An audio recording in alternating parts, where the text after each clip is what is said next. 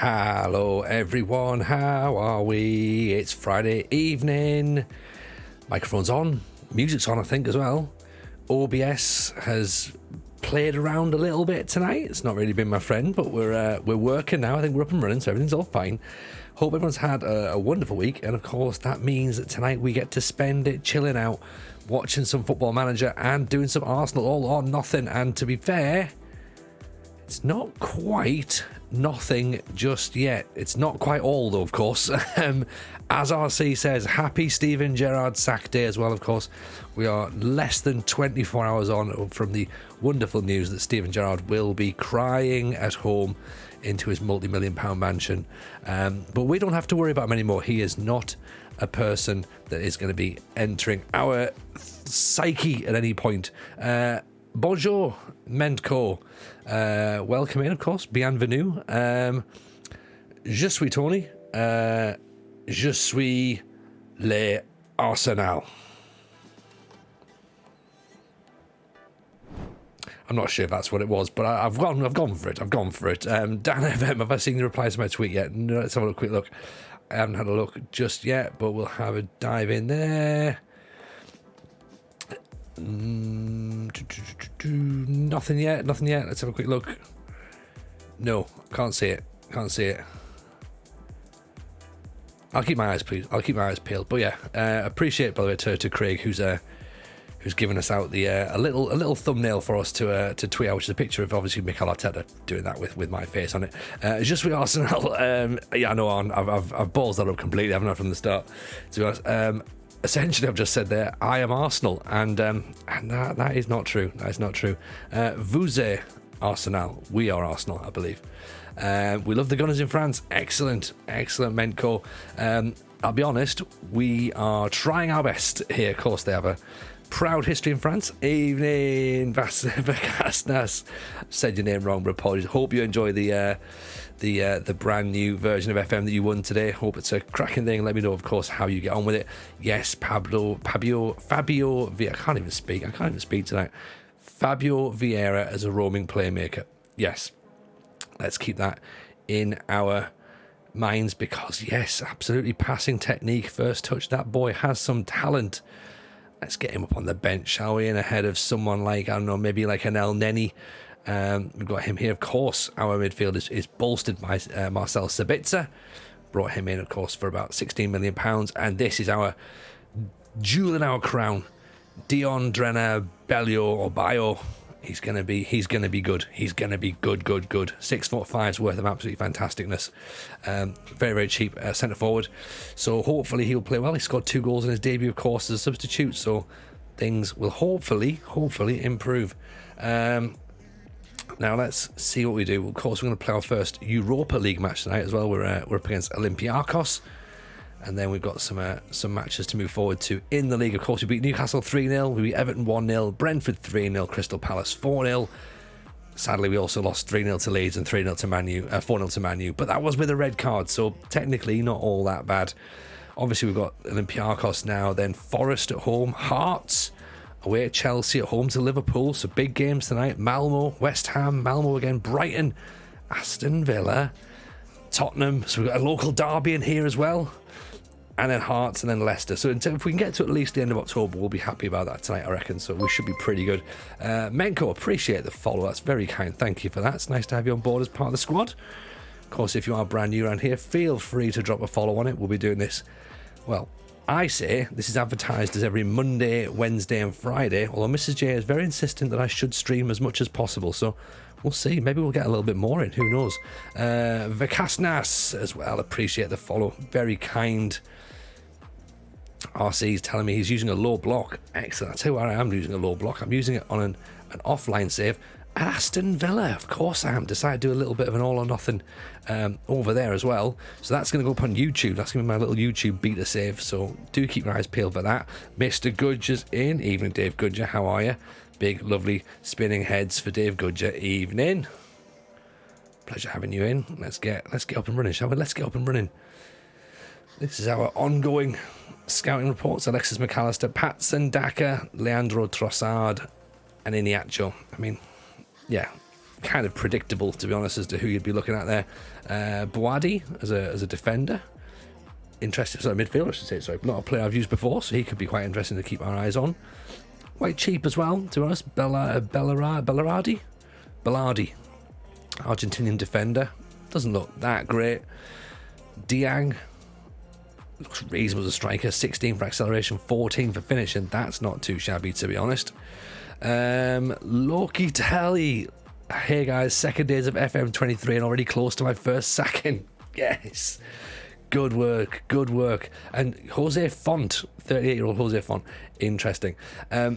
Amazing. I'm so proud. I'm so proud that you're that close. I feel as though we will get that at some point, but we're not there yet. But of course, there's a long time in the beta to go. So hopefully we're not going to get there just yet. Let me know if that microphone position's a little bit better, by the way, because I feel as though it should be slightly nicer on your ears. But yeah, how's everyone's week been? How's everyone's first impressions of the beta? Are we excited? Do we like it? What do we not like, I suppose, is the thing. But more importantly, what do we like? Because let's at least look positive to this, first of all, you know. It is a brand new game. There will, of course, be some teething troubles. There'll be a couple of things that need ironing out. But, you know, I think for a beta, bear in mind this is a beta, then this is maybe, it's not actually that bad. For a beta version, it's not that bad. When's the next pod with RDF out? The next pod is out on Wednesday. So the Football Manager Show is always out on a Wednesday, so do make sure you get yourselves subscribe to that. Of course, we are, of course, on all of your podcast platforms, and RDF does the Tactics Garage. An extended version is available on YouTube as well, so we are just close to, well, we should actually have the official YouTube name as well now, because we've got over 100 followers, so we can re-change that to just now say the Football Manager, the Football Manager Show for YouTube. So we'll get that sorted out, and then I can tweet that link, and it's much easier, to be honest. Would you say an FM23 beta? No, just FM21 one saves. Yes. Oh, okay, not quite fully committed just yet. Would you? I get that. Do I have a podcast, asks Lama. I do indeed, Lama. I tend not to go on about it because you know me, I'm terribly modest. Aren't furious there's more on Everton than FM. Don't like Everton's lack of strikers. Yeah, it could well be an issue, couldn't it? That could be an issue. Current project is Östersunds survival despite a transfer ban.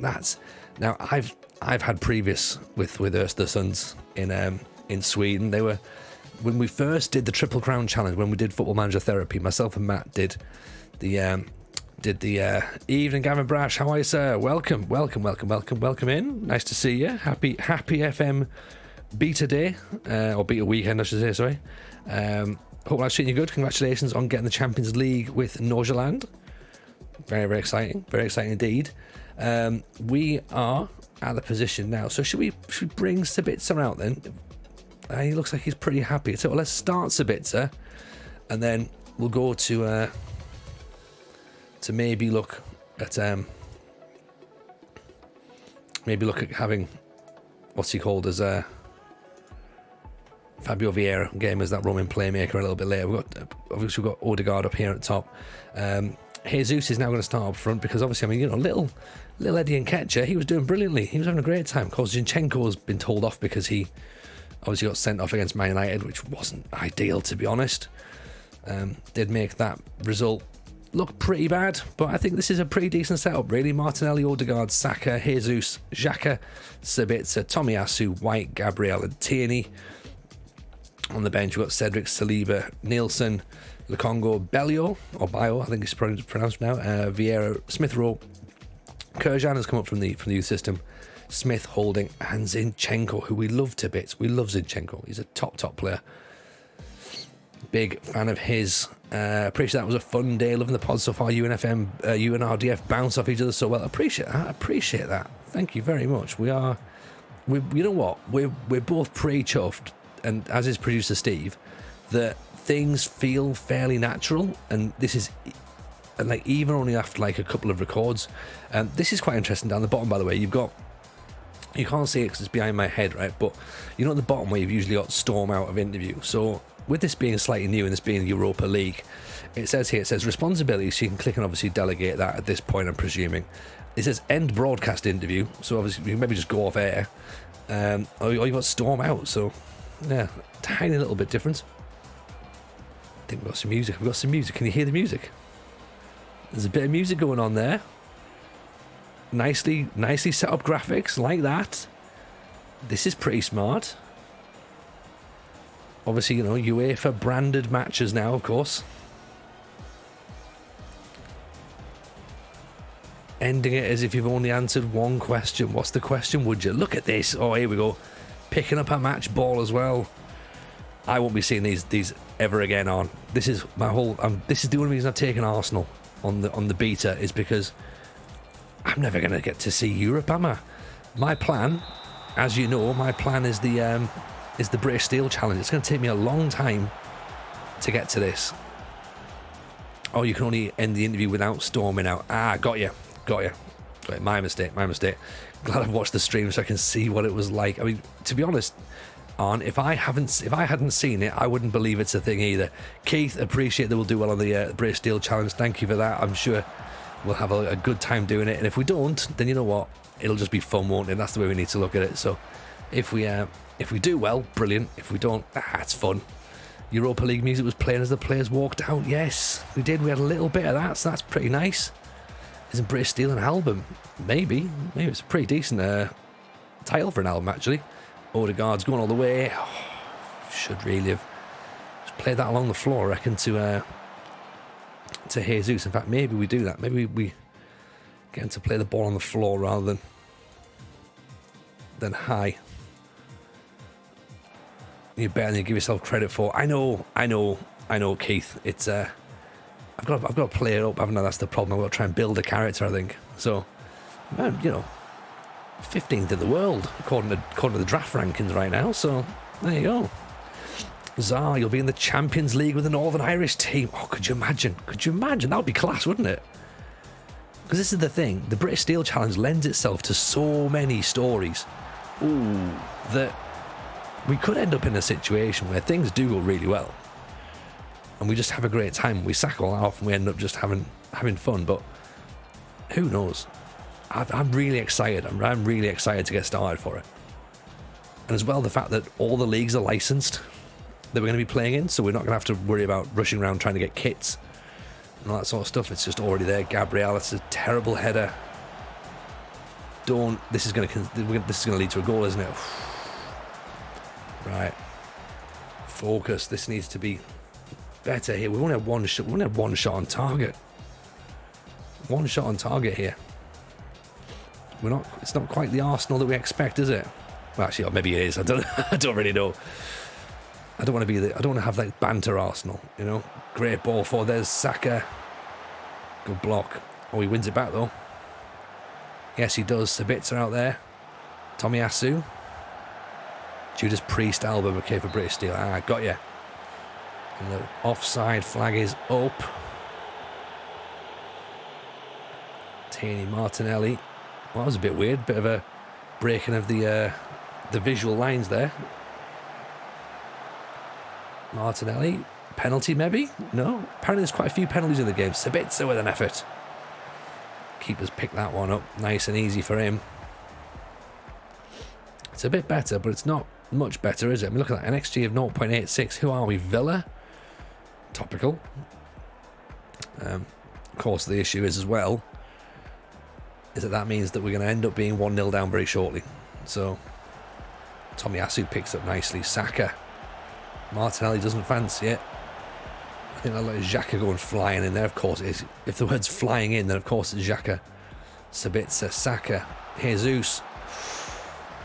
Just needs a little bit more in front of goal, don't we? We just need that little bit more. And I'm wondering if it's time to switch to trusty old tactics. So this is what we've got. We've got this 4-2-3-1 here. Let's go for last year's oddly festive. Let's see if that's going to work. Yeah, try and change things up a little bit.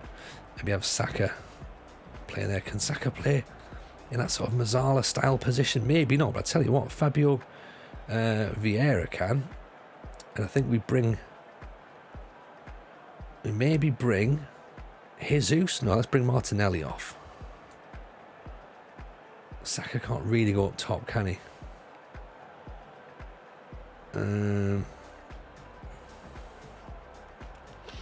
Jesus has been underwhelming, has he? Okay, that's not helpful then, is it? That's not helpful at all. What about the posh diamond? We can do the diamond would work. Yeah, we can do that. Okay, we've got the same issue here with Saka going up top, but I think we should be okay. I'm going to keep the idea. Let's go with that. Right, Saka can drop into the... Saka can stay up top for now. See how he goes. Jesus has been underwhelming, but to be fair, I mean, like, I think at the minute we're quite underwhelming as well as a team, so I was slowly getting into it, really. Vieira's role didn't change. Yeah, I know. I'm going to change it when when the ball goes out of play again. I'm going to give him 15 minutes like that, and I'm going to see what he goes like. So a player with a transfer range of 2 to 3.9 million at £2 million accepted. Woo! Well, this is the thing. So we've got Bio, the big Croatian lad, who you'll see in a minute. We will bring him on to try and change things up. Great header by Tomiyasu. I think we paid about 4.5, 5 mil for him on stream last night. And as I say, I've loaded up this Villa save for YouTube, and we've signed him for like 2.4 million. So maybe there is a little bit of variation. We also got, I'll tell you who we got. This is spoilers, by the way, for a YouTube video that's not quite out yet. We also signed Gagliardini from Inter. He was transfer listed. We got him for like 2.4 million or something. So really happy with that. That's a cracking bit of business for a midfielder, especially someone of his quality as well. Right, so Saka's obviously not having a great time up front. Because of course he's not. Vieira's still unsure where he's going to go. So right, okay, let's have a little look then, see what he does as a roaming playmaker. And we're going to put Big Bio's going to come on for he's going to have to be for Gabriel, isn't he? Because he's not really... I tell you what, let's do this, right? Saka goes there. Tomiyasu comes up. Big Bio goes on. Might be a little bit of movement here. See if this is a bit more attacking. Saka's going to go right wing back here, inverted wing back. So you can, of course, on FM22 you could play wingers as inverted wing backs. We had a lot of success with odd like that. Oh, Bellio, or Bio in fact, is with a header there from close range. Drop a bit of encouragement on Taney starting a flag, so maybe it's time for Zinchenko, who is the archetypal inverted wing back on this game, I think. Vieira puts his foot on the ball. I think it's time for Zinchenko to come on. There's Jesus. Over the top. Gabriel Jesus, what are you doing to us here? Hearts are beating Malmo 2-0 in their game, so they're going to go top of our group at this point. Okay. Ben White with the ball up top. Bio brings it down. Jesus, Bio's away. Yeah. 6'5" of Croatian wonderfulness. This is the man. This is the man you want in your game this year. Okay. Someone in the United States chat room was saying that apparently he's like Sesko. So if that's the thing, if he's going to end up being like Sesko, then yeah, get him now before he gets expensive. DRSI, please do not change anything with the match engine right now, because it appears to be working. So, of course, there is an issue now where we might concede a goal because I've just praised my own team. Fabio Vieira to Jesus. Zinchenko goes charging forward. I know, Fraser, it doesn't feel right at all. It feels really bizarre to be in Arsenal, to be in the Premier League. It's bizarre. Like, all these players have got attributes over 10, Fraser. What am I supposed to do here? In fact, actually, you missed last night. I even didn't know a couple of players. I was just like, who's this guy? Turned out they were quite good. David Clark, welcome David Clark, not seen you around for a while. Just bought a game, finished installing the kits. Struggling who to pick, thinking of starting as the Kaiser Chiefs. I think the Kaiser Chiefs is a great pick. I think what I would potentially suggest though is that don't think about a long-term save just yet, because of course this is only the beta, so it will get patched. There will be some things that need changed. I've already seen a couple of little graphical issues that need updating. So things will get tweaked before the game comes out fully. Evening A15 GDC, welcome in. Sabitzer with the free kick. What about that? Lovely strike. That's for you, A15. In you come. Get yourself a goal. I need to get some new emotes as well for FM23. That's what I need to get. Get some new emotes. So if anyone's got any ideas of things that we should do, fire me in the Discord. Let me know. Let me know things that would make cool emotes, because obviously I'm this side of the camera, you guys are that side, so you know, let's what would you guys want? What looks good in the chat? So when we go and we raid into other chats, what's going to look pretty cool? I think maybe do them as the full release, but because obviously the issue as well you've got though, David, is there's really only the South African League. So unless you're planning on doing something like the Pentagon, where you win South Africa and then do the African Champions League, yeah, we need to update the Ono, don't we, and get like a nice clean one, I think, to be honest. The Ono's pretty good. I mean, the Silent Celebration's pretty good, but I just think it needs tidying up a little bit. But then again, it is quite, people recognise it, don't they? They recognise it. So maybe we just need to do like a brand new one, like a cleaner one. So maybe that's what it's all about. Nice, just do things that are cleaner. Sweeper keeper playing like a last defender a little bit earlier, very interesting. Yeah, they do come forward a bit as well, especially because we were on attacking mentality there, so they would come a bit further up and they've forced their lines a bit higher. This will be an interesting setup, by the way, for Forest here. So they've obviously gone 5 at the back with 2 deep line midfielders, so really packing it out. So us trying to work the ball in the box is going to be quite difficult here, I think. So maybe we have to look at chance conversion, I think, and chance creation in training. Oh, imagine that. Me thinking ahead with stuff. Who would have thought? Obviously we can't do it because we should have known about that already. Let's quickly have a little look here.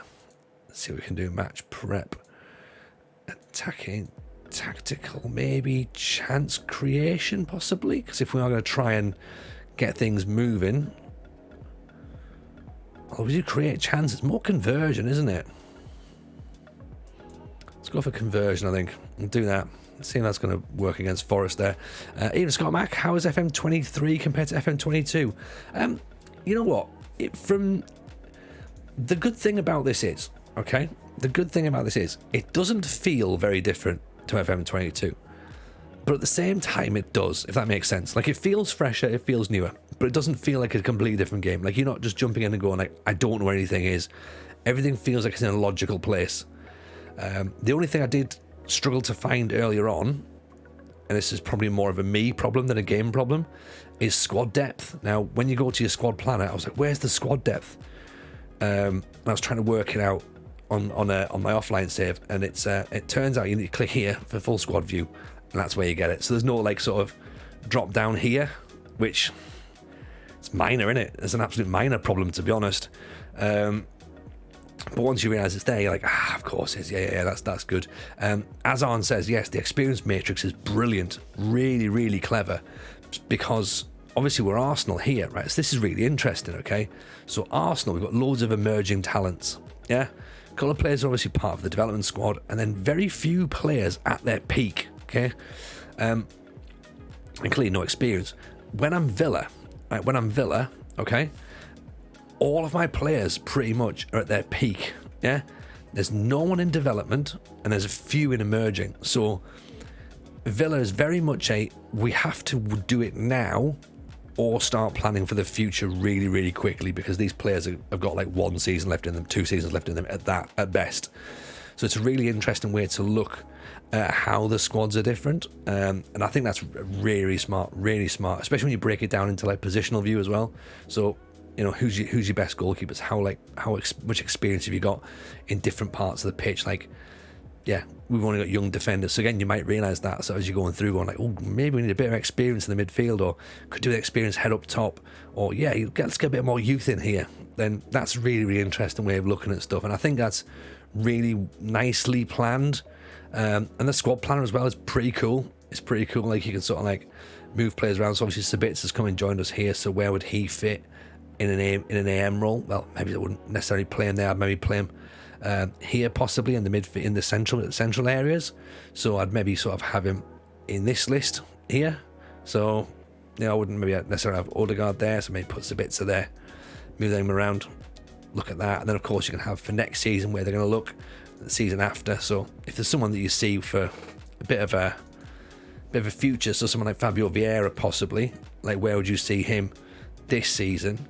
Well, maybe next season I actually might want to move him a bit higher. So he's already 5th, so maybe he might be the 4th choice midfielder. And the season after, I'm looking for him to really push on and be battling for those top 2 spots. So again, it's a nice way of looking at stuff, and it does let you plan, particularly when you get your young players in your wonder kids and stuff. If you're doing those long-term saves, then that could be really interesting to look at. So that's nice. I think the scouting pool is good. I think that's done better and probably a bit more realistic, I think, like with sort of with recruitment focus, I think is really good. And what I noticed as well, and again this is from offline, which you'll see when the video comes out, I got another injury to a defender, and I already had a defender out for a long-term injury. I've now got 2 defenders out for long-term injury, so I changed my focus of my scouting to look at central defenders pretty quickly, because I was like, right, I'm going to need cover in central defence because I've got 2 players out on long-term injury, rather than before when you just have players scouting. The scouts would just scout like with no sort of plan really, I suppose. Now it's very much a case of actually, you know what, it's probably a good time to have a little look at trying to plug some of these gaps that have just cropped up. So that's quite interesting. It's that's good that it works in that sort of dynamic way as well, to be honest. So yeah, as I say, it feels nice. There's a couple of nice little graphical moments. I think the fact that the ball bobbles a bit more now, and like when players are dribbling, it's the ball is just in front of them, so there is those moments for interceptions and for losing control, particularly when you sort of deep into the match, the players' legs are going, you can just see them overstretching maybe for a dribble, just the touch being a bit heavy. So that could be great, especially for us when we play lower league. Oh, we're gonna have so much fun so much fun with bad control and overhitting things and just being frustrated as a player dribbles the ball out of play. So that's going to be good. I like the fact that there's some new sort of players are more willing to take a risk, particularly defenders, challenging for headers a lot more. Like there's things where you look and sort of go, that's 50-50 ball at best, and the defender's going for it because their anticipation's high, their determination's high, their aggression is high. They're making those calls to go and challenge for those balls, and maybe the strikers are sort of like thinking, I don't really fancy this like one-on-one, so they're maybe like sort of not challenging but almost positioning themselves for the second ball, which I think is quite interesting. And you also see as well, you see the opposition managers do tweak their game. They do tweak the game as they're going through the match, and you do have to be a little bit more. Yeah, you have to notice what's going on, and I'm pretty bad at that one, especially when we're streaming, because I obviously like to chat and sort of like we hang out a wee bit. But I think you've got to pay a little bit more attention, because the AI is a bit more clued up, and it doesn't let you off with stuff. Like, so particularly if you go a goal ahead or 2 goals ahead, definitely keep your eye on that, because there is a momentum shift. Games do swing, and when 1 goal goes in, it can very quickly turn to 2. So it's worth keeping your eyes out and just sort of seeing how that plays out. So yeah, that would be my advice right now, would be to keep your eyes on those little things there. But apart from that, it's pretty good, to be honest. Like, I like how it plays. I really like how it plays. So I can imagine that we'll be putting some hours into it. We clocked probably about sort of, we didn't really put that much in last year. We put about sort of 1,400 hours maybe into the game, which some would say is rookie numbers. I have a feeling we're going to go pretty deep in this one. That's what she said. But yeah, this is just my initial view as well. This could well change the more we play it. So who knows? Maybe ask me in a couple of weeks and I'll be like, oh, everything I said was bollocks. None of it's true. Like, you know, yeah. Well, there you see, they go on. See, so I'm saying, you know, 1,400 hours isn't particularly a lot, because obviously you got someone there. Scott already said he's done 2,500 hours on it, so it's all relative, isn't it? Like, some people, 1,400 is a lot of hours. Some people, it's barely scratching the surface. So I think we did all right. I mean, for the sake of 30 quid for the game, you get your money's worth, don't you? You do get your money's worth. Don't think there's many things you can get for 30 quid that's going to last you as much, to be honest. If you haven't ordered it, by the way, do feel free to sort of head down to the Fanatical store, grab yourself the game from there, use our affiliate link. That would be much appreciated, because of course we do get a little kickback there as well to help fund the channel, which is great. So we obviously plow everything straight back in. If actually, to be honest, what we did this year, because this is the first year we've done it with Fanatical, and they've been really cool to sort of like to sort of let us promote it, essentially. How is it? Legend, we've literally just explained that. We're giving a penalty away. Terrible. Yeah, we've pretty much gone full on that one. I think it's good. I think it's nice for a beta game. It certainly doesn't feel like a beta at the minute. What's a penalty to us, and we've missed? Big Eddie's missed it, but he slams in. Oh no, it's for them. That is for them. Got myself confused. No, don't worry at all, Legend. You get yourself here. You get yourself all settled up. Great save by Ramsdale there. Great save, but unfortunately, we don't get back in time, do we? He's just pinged it up in the top corner there. Yeah, me moment, me celebrating, going, oh no, not my player at all, not our player at all. Yeah, I think it's good. I think it's a good game. I can see it getting better the more we play it. So the bobble in non-league is going to be brutal. It's going to be brutal. Fraser says Fanatical really, really easy to buy the game. Is that a penalty for us? Now it's a penalty for us. I knew there was a penalty coming, didn't I? Last one I bought was FM20. Just got 22 in a giveaway the other week. There you go. See. Is that, yeah, we've just given one away this evening as well. So Vastanas has won one. We gave away on Twitter, and I was about to say actually that because of people buying the link through the link from Fanatical, we actually gave away a copy in the Discord as well. So that's already been and gone. But keep your eyes peeled, because who knows whether we'll we might even do another one before launch day. Who knows? So yeah, keep your eyes peeled in Discord and on Twitter. We'll see what we can do. Is there more chaos in the midfield? There's always chaos when we're around Lulu Buster. Always chaos. Players challenge for things a lot more, which I think is quite nice. I think as well that with the ball bobbling, there's a lot more emphasis on interceptions and blocks. We are seeing players put their foot in and getting in front of the ball, which is good. That's a good save there. Well cleared. So there is that. Actually, we need to change a little bit, because I don't think we're particularly good here. So we are playing quite wide. So let's narrow it down a smidge. Right. Let's go through the middle. Right. I'm going to work the ball in the box. Right. So this is the different bit here, is the trap. So obviously we were looking at playing defensively wide or narrow last time. So you obviously want to trap inside or trap outside. That's the only change there, really. And then you can stop the cross or invite the cross. So for us, I'm guessing they're going to cross the ball more, so we maybe want to try and stop the cross to stop those balls coming in. And again, your defensive line can step up. So again, you're not necessarily an offside trap, but it's the same as what offside trap was last year. Or drop off, so you can drop deep as well, which is pretty good. So again, that might be something where if you're noticing the ball's being played long, and your defender's ever slightly high, but you don't want to drop your line back, you can, of course, drop yourself back a little bit just to sort of see if that helps in the game. So It's all stuff that's worth tweaking out. I'll let you in a little secret as well, that the formation that we're using with Villa is the Norwich 4-4-2.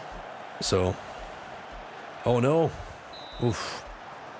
So we are trying 4-4-2 in FM23. So it could be interesting to see how that works. I'm not 100% sure this 4-3-3 is working against Forest as much as I thought it would. So maybe we go back to 4-2-3-1 as they go through again. They really are. They're cutting through, aren't they? Can't wait to play 100-year-old Herbert Chapman tactics. Hey, you know what though? This is the thing. We thought about this, Legend.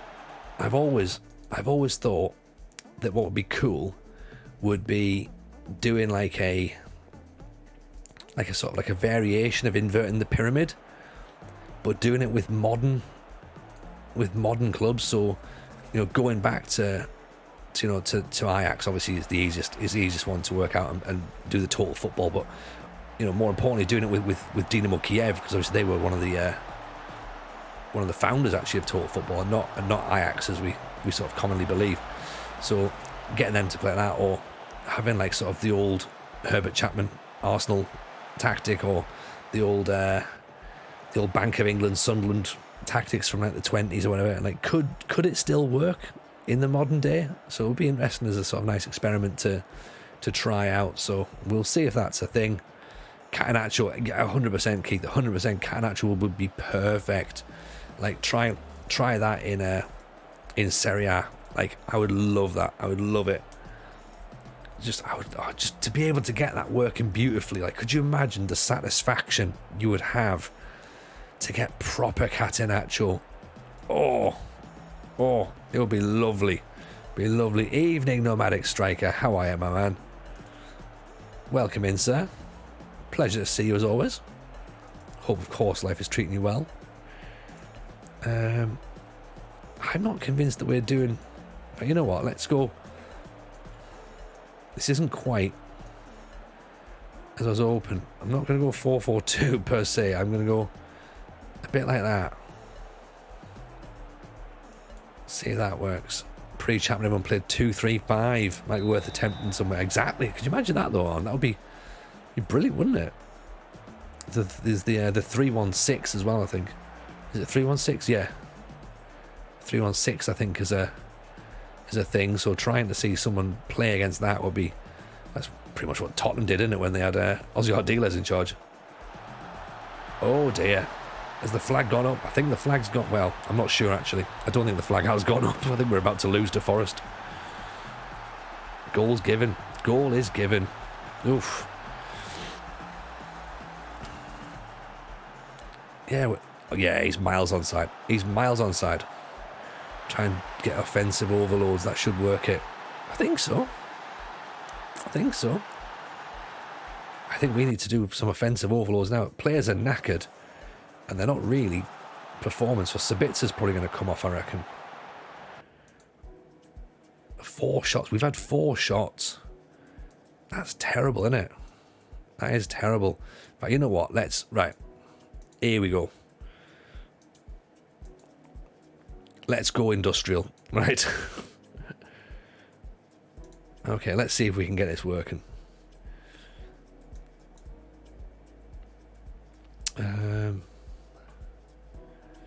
Who's tiring? Odegaard's tiring. Okay, fair enough. We've got no options. Let's change up if we can. We can get... Oh, yeah, of course, Allardyce had quite a few up front, didn't he? Yeah, welcome in, Scolari, by the way. Nice to see you. Here's Tierney going down the byline there. Pulls it in. Oh, Bio with a header. At least that's something. Gap in the midfield's a bit. Get that ball up. Higher line. Let's try and at least force something. Go positive as well. Started performing a bit better. Just started to stay with Doncaster. I like that. I think I like the sound of that.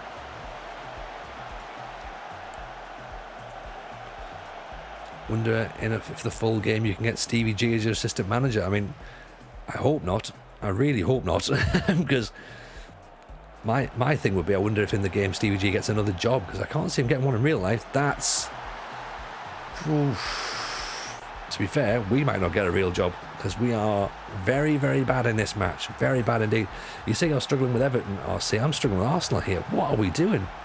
What are we playing? Great ball in. Great ball in.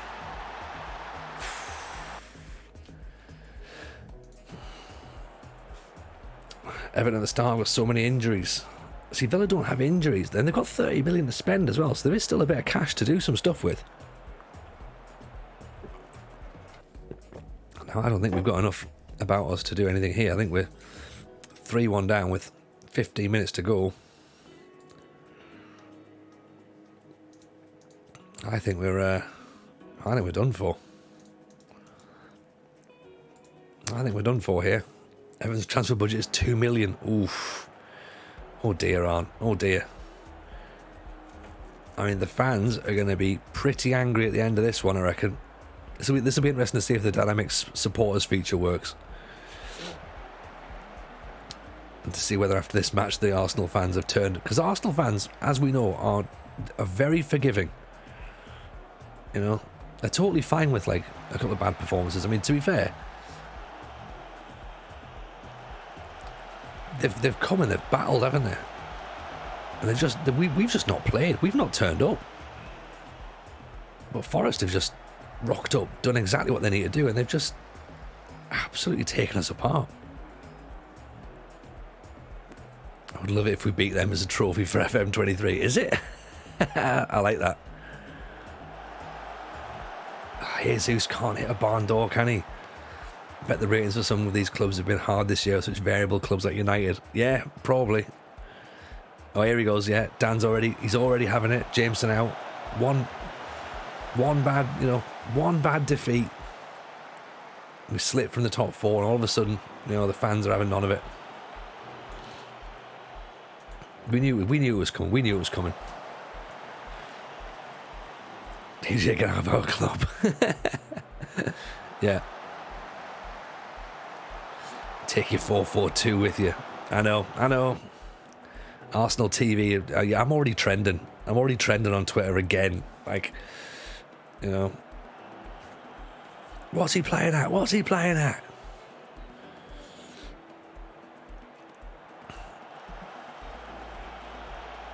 Oh no. Oh,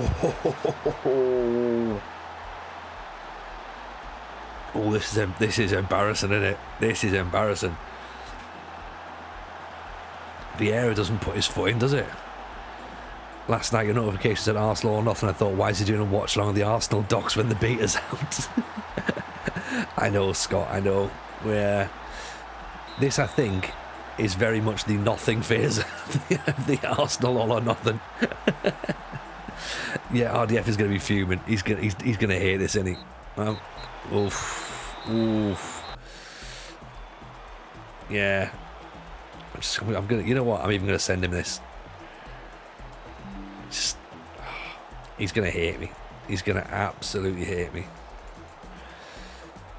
And you know what? Like our producer's an Arsenal fan as well. I'm just going to put, I'm so sorry.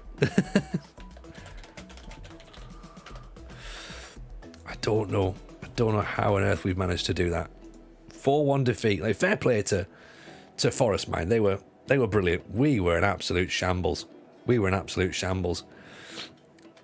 4-4-2. We will be, if theoretically, but right now, not so much. I mean, look, we're still sixth. We're only 4 points off the Champions League. It's fine. Don't worry. Jameson Ball is back.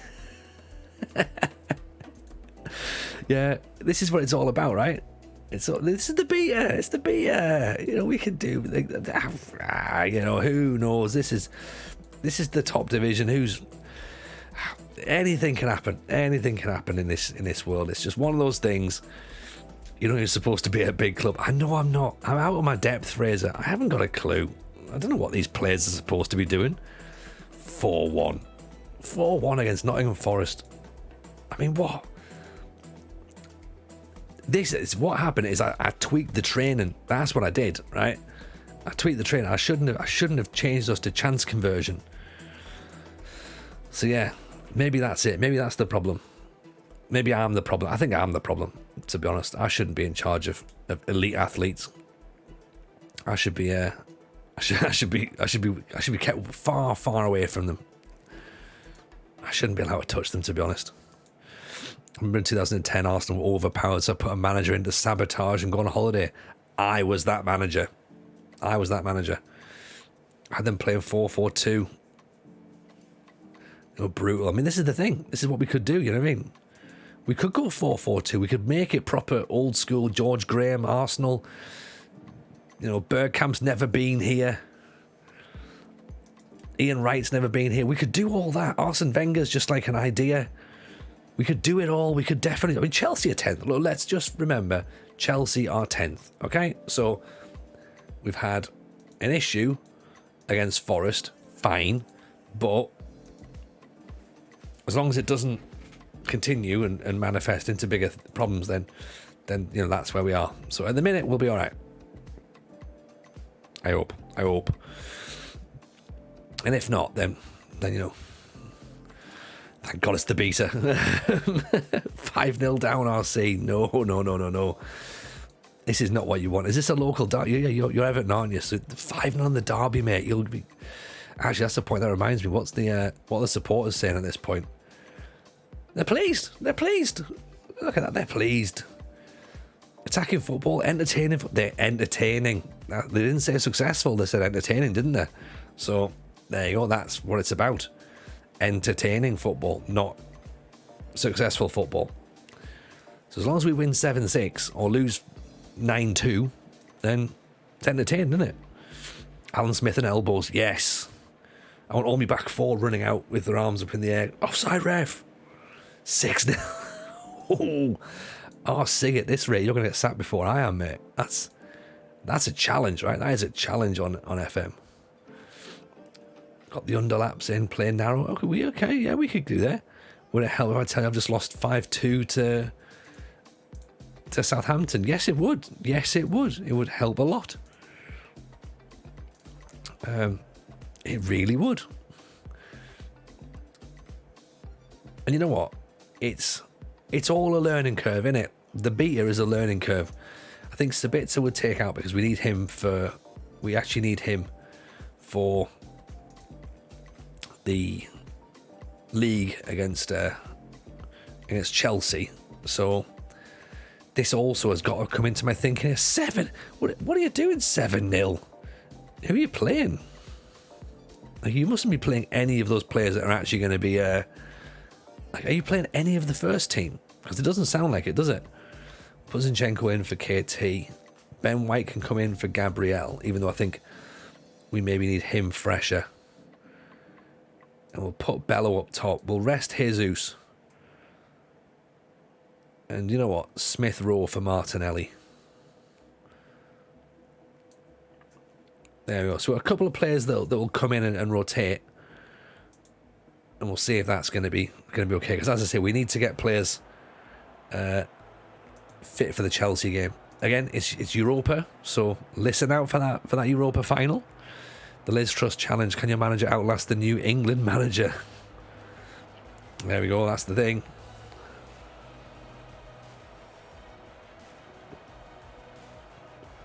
Oh, look at that. It's a lovely night up in Edinburgh here. We're wearing pink. The lovely pink kit. If we lose to Leicester, then you're going to quit.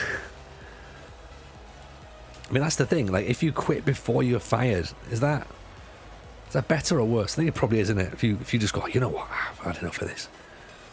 Might as well.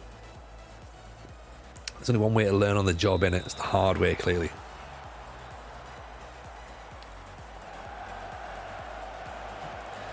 Now, I think part of the problem here is that, you know, we're playing 4-2-3-1, and I'm not comfortable with the 4-2-3-1. Scott Mack, that's FM23 downloaded. Ooh, okay. Excellent. Going to hold off until the full release. I bet you don't. Bet you don't. Unless you've got a cracking FM22 save on the go. I'll be surprised if you do. Because I was told straight away to stream the second that I started. The second I downloaded, Mrs. J was like, you need to stream. You need to get online. I was like, okay, cool, fair enough, let's do it. If I'm changing a save, if I lose, what team shall I do a save with? If I was URC, because it's the beta, try one of the top teams. Like, if that's not how you manage normally, try one of the top teams, get yourself used to the game, work out how it works. That's what we're trying here. Like, we're working to see what players who are quick can do. Because again, we're probably not going to be seeing many of those in the second division of Welsh football or in Northern Ireland. So let's have a quick little look at the Arsenal, see what they look like.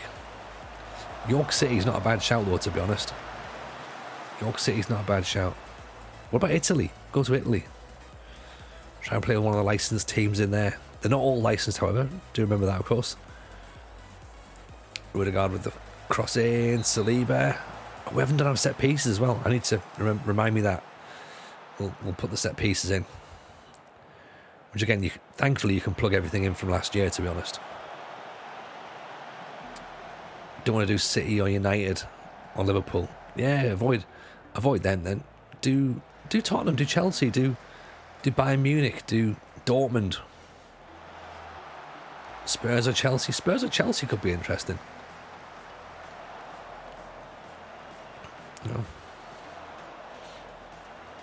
No, don't do them, Keith.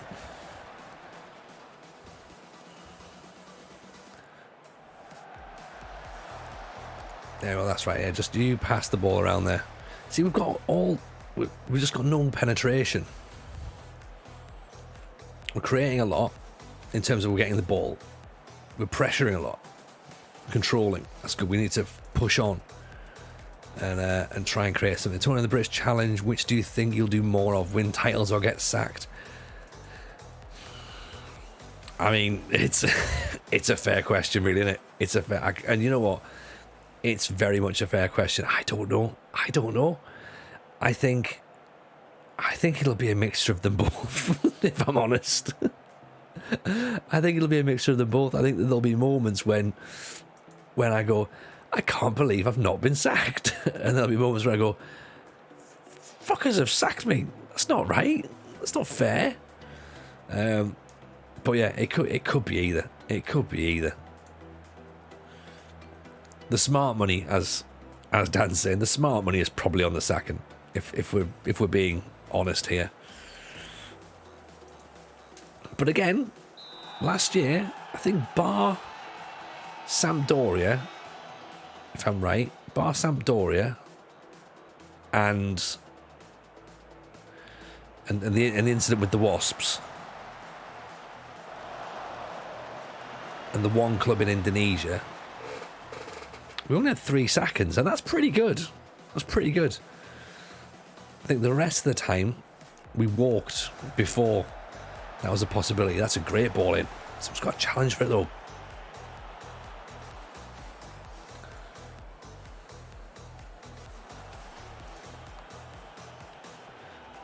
Money in a sack, back to 80s transfer negotiations. It's the George Graham way, innit? Legend. That's the way we've got to do it. It's the Brexit version of Money in the Bank. Just bloke turns up with a bag of cash. Ooh, straight at Ramsdale. This is the issue, isn't it? We've not finished them off, so they can start coming in this match now. So let's maybe go a bit higher. Let's up the tempo a bit. We're still playing quite narrow, so we might have to go stretch the play a bit.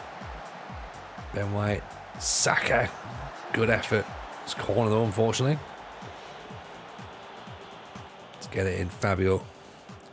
Let's see it. On someone's head, no. Saka gets a second chance. Fabio loses it to Robert Snodgrass, of all people. Old Snoddy's in there. Right, let's go attacking. Let's see if we can dial this up a bit. We're going to start playing the ball a bit wider.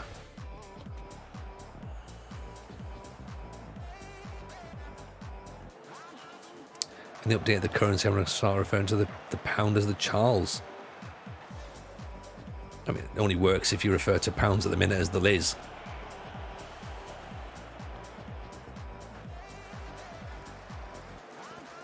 Sentiment stands though. Bio, here's Saka. Saka pulls it back. Oh, what a goal that is. Fabio Vieira. There you go, Dan. There's your man. There's your man.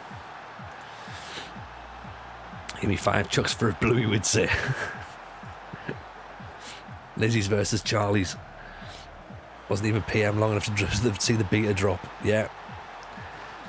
She came, she saw, she Steven Gerrard it. Graphics are a little bit crisper. It is a bit of both, Scott. It's a bit of both. So we've upgraded the hardware. Well, actually, you've seen the upgrade of the hardware. We got that computer. Oh, that was close, wasn't it? Yeah, obviously we got the computer about sort of 5 months ago now, I think. So it's not going to be that. It's going to be a bit more the fact that the graphics are a little bit crisper. So it should be. I think the overall presentation's a bit nicer. I mean, the match engine was never going to change. The graphics were never going to change, really, were they? Because they're going to work upon the purple. They're going to work on the match engine for when the women's football's in, because we know that they're already doing motion capture of women playing the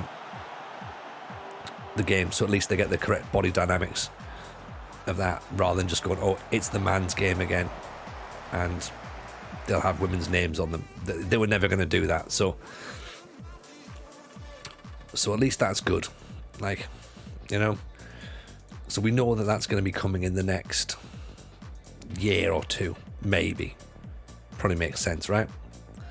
Let's put drop off more a bit, so I'll move that line a smidge back. We don't want to drop too much though, because we don't want to. We'll still go into a.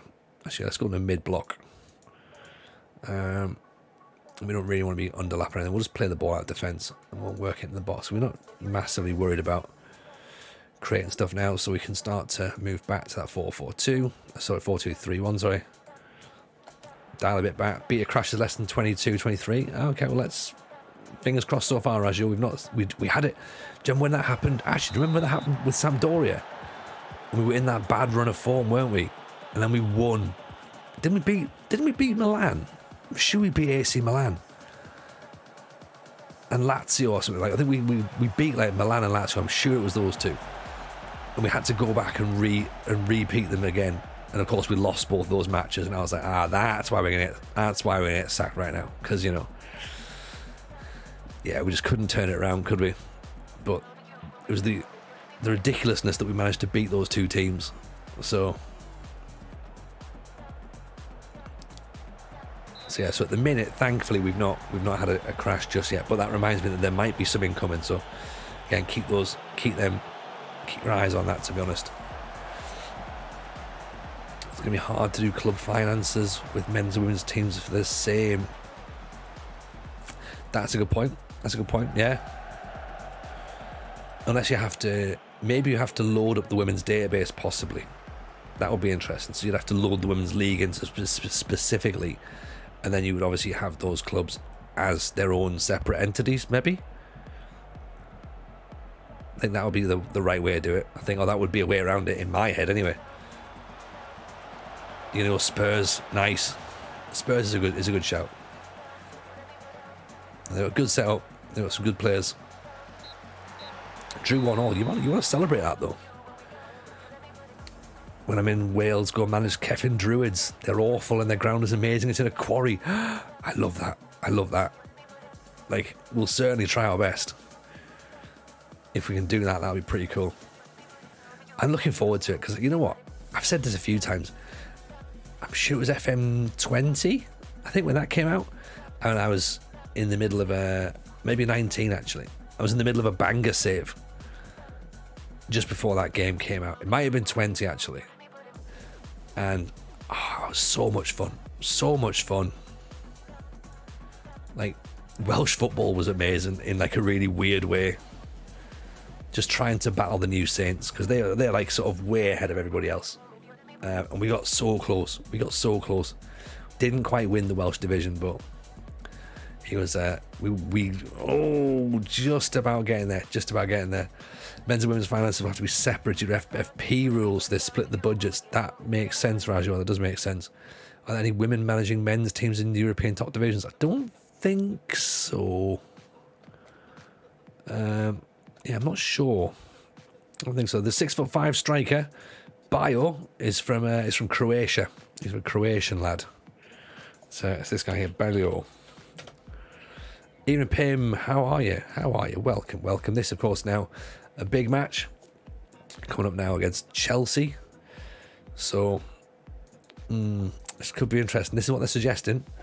They're suggesting that we stick with the 4-2-3-1, which I'm not sure is the right way to do it against Chelsea. We are away, so maybe we want to be a little bit more defensive. So maybe bring everyone back in the midfield and push up a smidge for Odegaard possibly into here. Sabitzer and El Neni rather than Xhaka. Interesting, I suppose.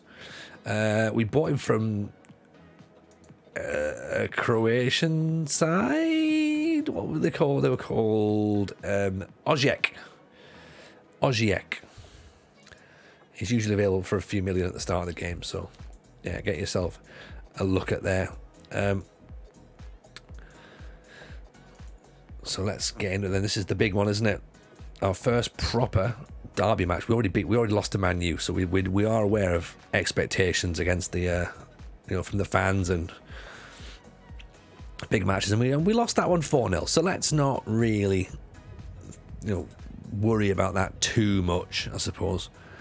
What do you expect to be front and centre in the battle for continental competition? I mean, well, let's just pour the pressure on City, because clearly they're going to be out there, aren't they? You know what I mean? Keep the pressure off ourselves for now, and then hopefully we can start dialing up a little bit and be like, us, maybe? We can maybe do this? Like, that'd be nice. So, doing Arsenal, doing Spurs. Yes, exactly, RC. So between us, we've got North London covered, I guess. And yeah, I mean, look at the goal difference of 1. Goal difference of 1. Man U's goal difference is 18. Tottenham's is 10. Ours is 1. Fucking hell. Oh dear. It's gonna be long, isn't it? It's gonna be long, this. Or not, maybe. Guess you can never really tell. Liverpool smashed by Brighton 3-0. Oh, what about that?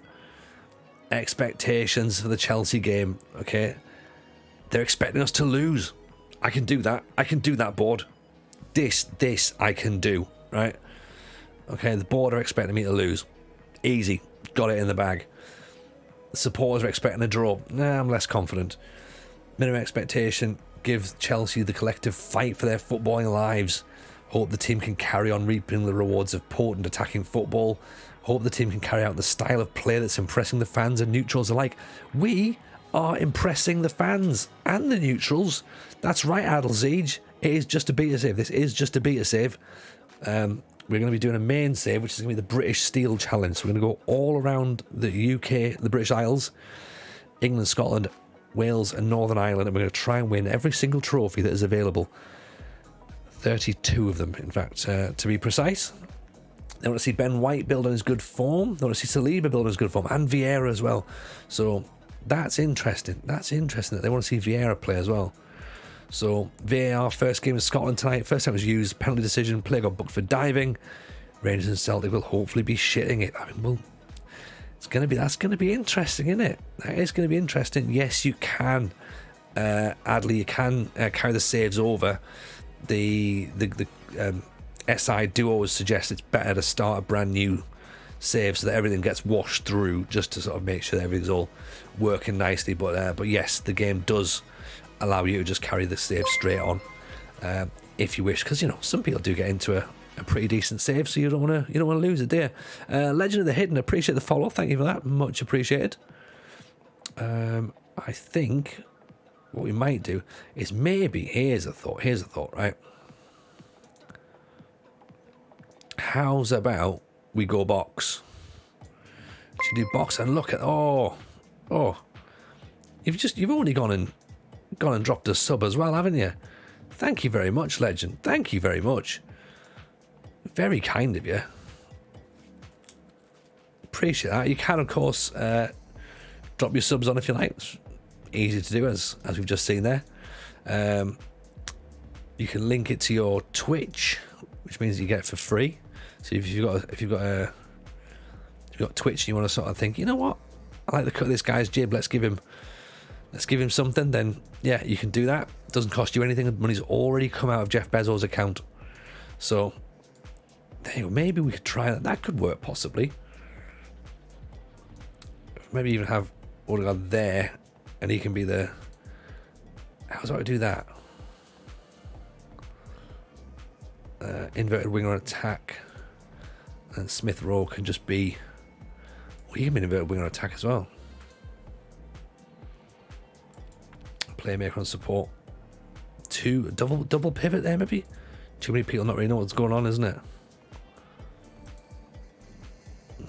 Let's put him on inverted winger on support for now. Davey B interested there. Look at that, he's in with a sub as well. Thank you, Dave. Appreciate you. Very kind indeed. 10 months now. 10? Has it really been 10 months? Jeez. You wonderful people. A lot of you. I do appreciate it. Thank you very much. You know, let's put Sabitzer in there. So we're going to be a little bit more defensively solid, we think. So Sabitzer's not going to be a roaming playmaker. He's going to be a ball-winning midfielder on support. So that's a bit better, I think. Maybe we'll put Tomiyasu just on support duty this time rather than rushing up and about on wing-back attack. Try that. There you go. Get the TJ logos in the chat, legend. Get them going on. So there you go. This is the team then. Ramsdale, Tomiyasu, Saliba, Ben White, Zinchenko, Xhaka, Saka, Sabitzer, Odegaard, Smith Rowe, and Jesus. That's what we're doing. Matches like this matter to the fans. Let's get those fists going. Look at that. Oh, Scotty Mac, you wonderful human being. Thank you so much. 5 gifted subs. Thank you. That genuinely is incredibly kind. Thank you for that. Did those alerts go off as well, by the way? Did you hear a little ping go on? I didn't hear a ping in my head, but Scott Mac, thank you. That is very, very kind. Limo's picked one up. Zara's picked one up. The Mad Sinus has picked one up. The Cult of has picked one up. And Milo Donny as well has picked up a gifted sub. We are now on level 3. Hype. Look at that. 5 minutes and we can boost ourselves to level 4. Hype train has arrived. Choo choo, everybody. So what happens now is for the hype train to continue, it's people subscribing or gifted subs or follows, bits, those sorts of things. It all just sort of means that we're having a nice time, and Twitch picks up on that and they're like, hey, this is cool. So that's what boosts us up, and then of course we get a bit higher up on the page views, and then all of a sudden everyone's like, more people come in. So that's kind of what happens if you've not been around Twitch before. So when the hype train's happening, that's what's happening. So as I say, if now's a good time to follow, if you don't already do so. We stream Monday, Wednesday, Friday. If Mrs. J has her way, which she usually does, we'll be streaming a lot more, particularly during the beta, and then definitely in the early stages of the FM23 cycle. Odegaard makes it 1-0, 8 minutes in. There we go. And you know what? A bit of a total hooch ball as well, I reckon. Saka. If you use the hyper emotes more. Yes, hyper emotes as well. Where are the hyper emotes? I love that it's my thing and I'm not even like, where's the hyper emotes? There they are. There's a weird sort of turtle with his face out. Do that. Well, there's the golden hype in the football. We didn't change the set pieces, did we? I forgot to do that. There's Odegaard though, getting his foot in, doing the defensive work. This I like from Odegaard. Jesus, he's battling as well. Saka again, nearly. There's the turtle, Mrs. J. Getting it up there. Turtles come out. Ziyech in for Havertz. Good finish. Very good finish. It's been a good 10 minutes, hasn't it, this? There's me sitting back. Oh, this is a great start in the game. And then all of a sudden Chelsea go, well, we should really think about scoring, shouldn't we? And they did, and they absolutely did. Ball's played in, no one's picking Havertz at all. Ramsdale goes down too early as well. Got to make yourself big, Ramsdale. Make yourself big. Give a bit of encouragement to the team, I reckon.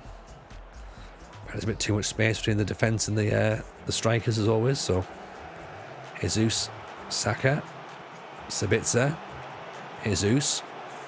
Xhaka going to have a go from there. A diving header from Azpilicueta. That's a new animation, isn't it? You don't normally see a diving header. I don't think there's too much of a gap there. I think we're pretty right. We have to push on. We have to force, surely.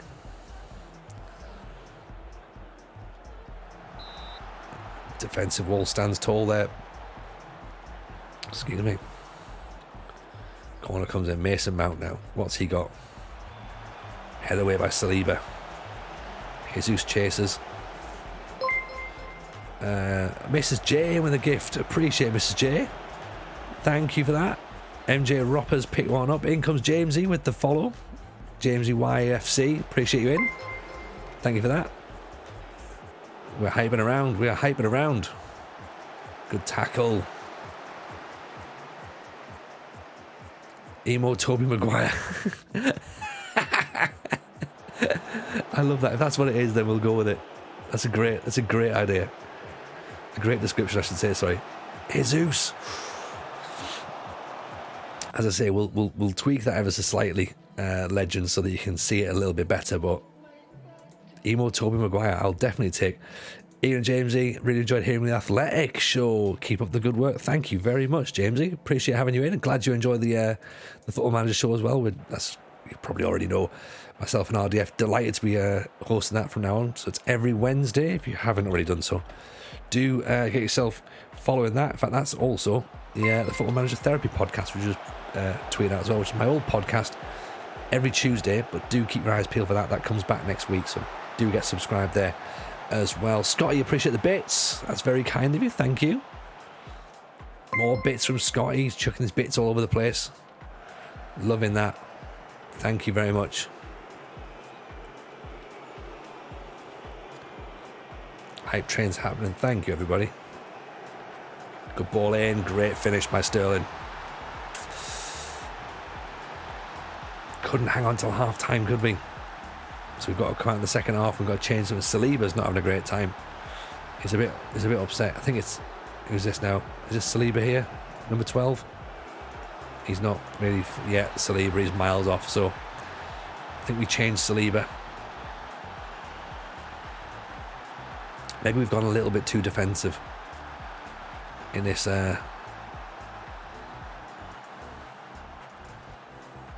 You reckon where's the scoring chances have come from here?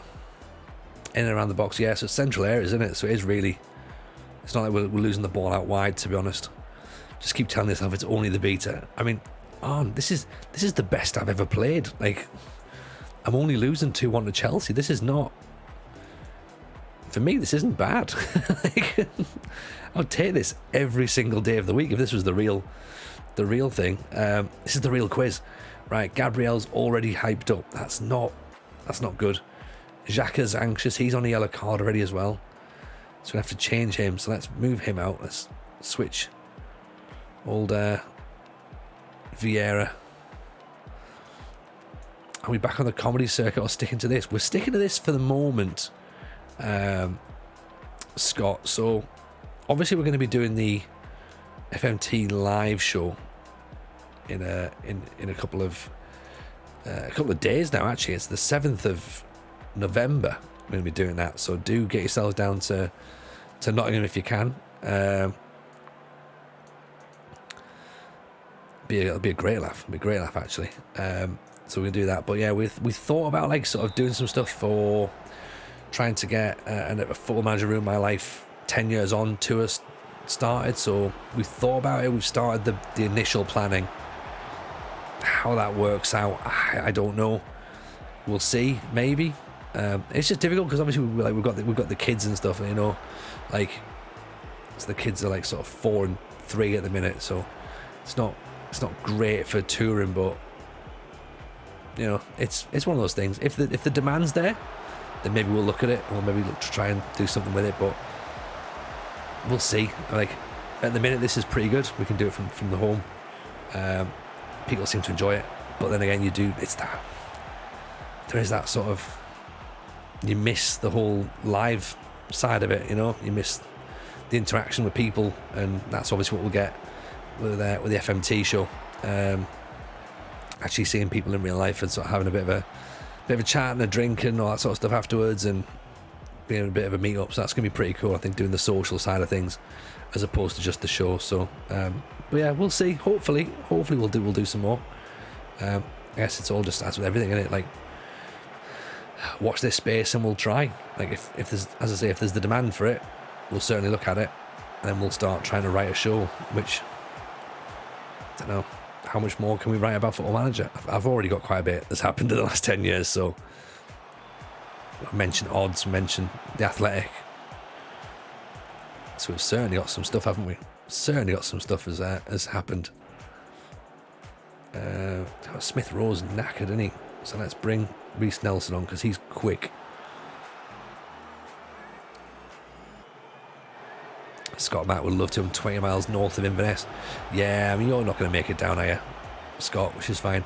If you're Patreon though, if you're one of their Patreons, then they'll be recording it, so the Patreon will go up either the next day or the day after. So you can still sign up for Patreon for £1 on Football Manager Therapy. So do have a look at that.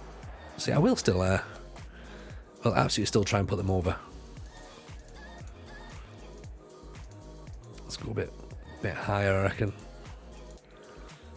Yeah, we obviously do still need to do some extra promo for them. If we gig in Scotland, we do gig a lot in Scotland when we're back there, so we do a lot of stuff. Obviously, I think we'll probably get up as far as like Aberdeen or something. I have done a gig in Inverness though before, so it's a hell of a way. It's a hell of a way. One of the funnest moments here on FM22 was going through the physical attributes of the Indonesian players. That was brilliant, wasn't it? I loved that. That was so much fun. Right, Jesus is not having any of it, is he? Odegaard's knackered as well, so that's not helping. But I think we have to try and take off. Do we take off Jesus? Or do we take off Odegaard for Martinelli? Or are we thinking more there's going to be an issue in defence? I think it's Martinelli, innit? I think Odegaard's going to have to go.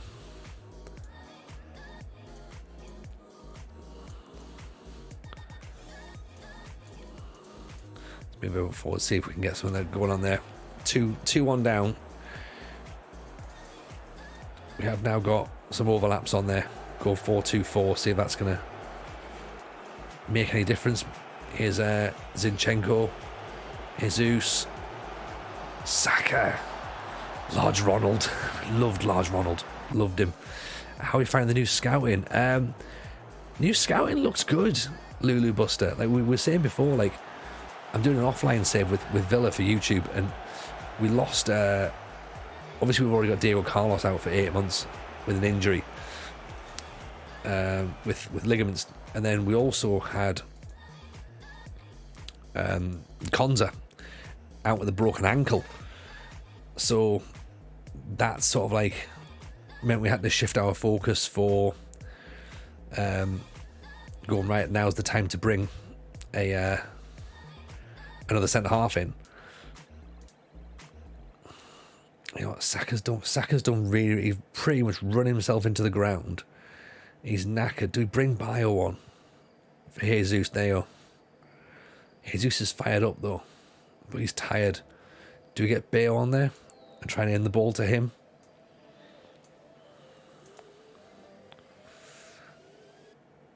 Distribute the ball to the target forward. Try that. Take off lowest rated performance. That makes sense. That does make sense. But sometimes it's like players who are knackered as well. We have to try and get them off the pitch quick. Mason Mount with the cross in. The ball's headed away. Saka's going to chase that one down. He is knackered though. Yeah, we have to do our set plays, I reckon. because normally we'd have some players waiting to counter-attack there. Because instead what we've done there is we've just re-invited the pressure, and that's why we've conceded the third goal. We'll learn the hard way. It's not a bad thing. It's not even a bad performance, really. It was a decent enough performance, and we've just been hit. Pushing it, too many men forward. Obviously, we've got an attacking mentality. Everyone's tired. They've ran themselves into the ground. What do you think of 5 subs? I keep forgetting that I can make 5 subs. That's the thing. It's like, again, because I don't watch a lot of Premier League stuff, some of it is quite new to me. So it's just it's that thing, and we'll get used to it eventually. We'll slowly get there. We've now slipped out of the top 6. That's a bit worrying. So obviously have to try and see what's going on. Yeah, rolling subs by 2030. Rush goalkeepers as well will be decent. So we'll have to see if we can get that going on. I think rush goalies should be the next thing, I reckon, like in world football. We absolutely should be gearing towards that. We've got Liverpool to play next as well. This is not a great time for us. So let's jump. I mean, the club cohesion's fine. Let's do a quick meeting and just tell players that we can look. Let's encourage them. That should theoretically get everyone a bit happier. And should we go for a beer? Should we take everyone for a beer?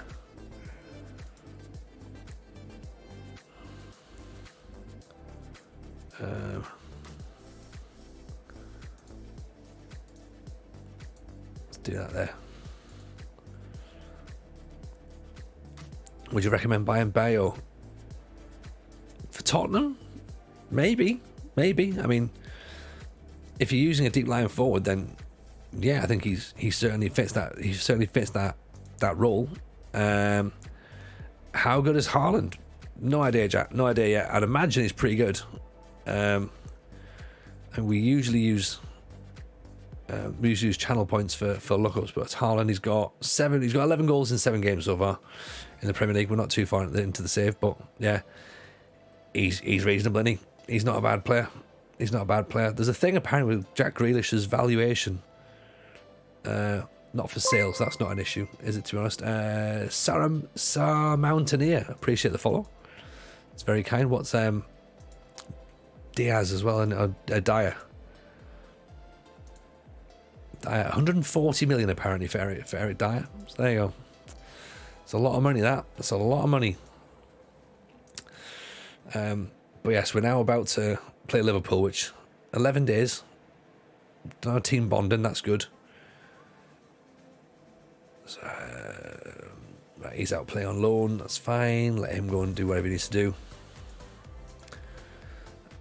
Injury update. When you train, how much quickness resistance training do you do? So usually what I do, right? Here's a little sneaky thing, right? Okay. Is what I normally do is I will import schedules that have been made by the man himself, Mr. RDF Tactics. So he's had these for like ages, right? And so what we got here. So on his website, right? This is what we got. So training. Okay, because I'm not great at training. I'm gonna try and learn it this year, right? Okay. Is I will populate standard stuff. So we'll go physical and we'll go endurance should really be early season, I reckon. We'll take some of the physical stuff out as we go further on as well, because obviously players start to get tired and players start to get injured a bit more. We don't want to be doing strength training as we go through the season. Even David White, how are you? Welcome back in. So we'll go predominantly as if we're going to train for one match a week. Then we have a second one here, which is going to be the 2 games a week. So what I'll do is get ourselves set up for that. So we're going to import that as well.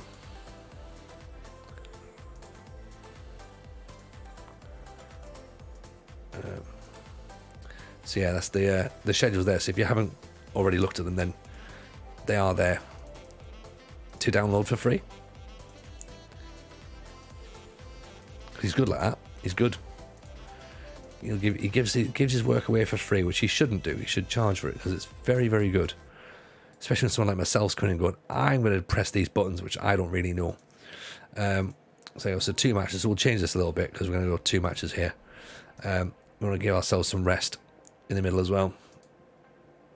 So yeah, so at the minute we're just looking at sort of overall training. We might change those and be a little bit more dialed in if we can, if we notice that something's not quite clicking, like for example chance conversion at this point, maybe quickness training if we're looking for a little bit of pace possibly as well. So we'll look to try and do bits and pieces like that. Jack Brothers playing a Man City save. Haaland's got 26 goals in 15 games.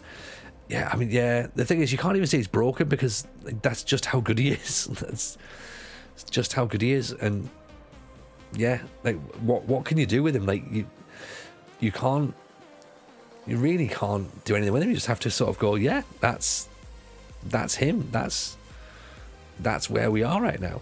Like, he is the best player on the planet at this point. So what can you do? What can you do?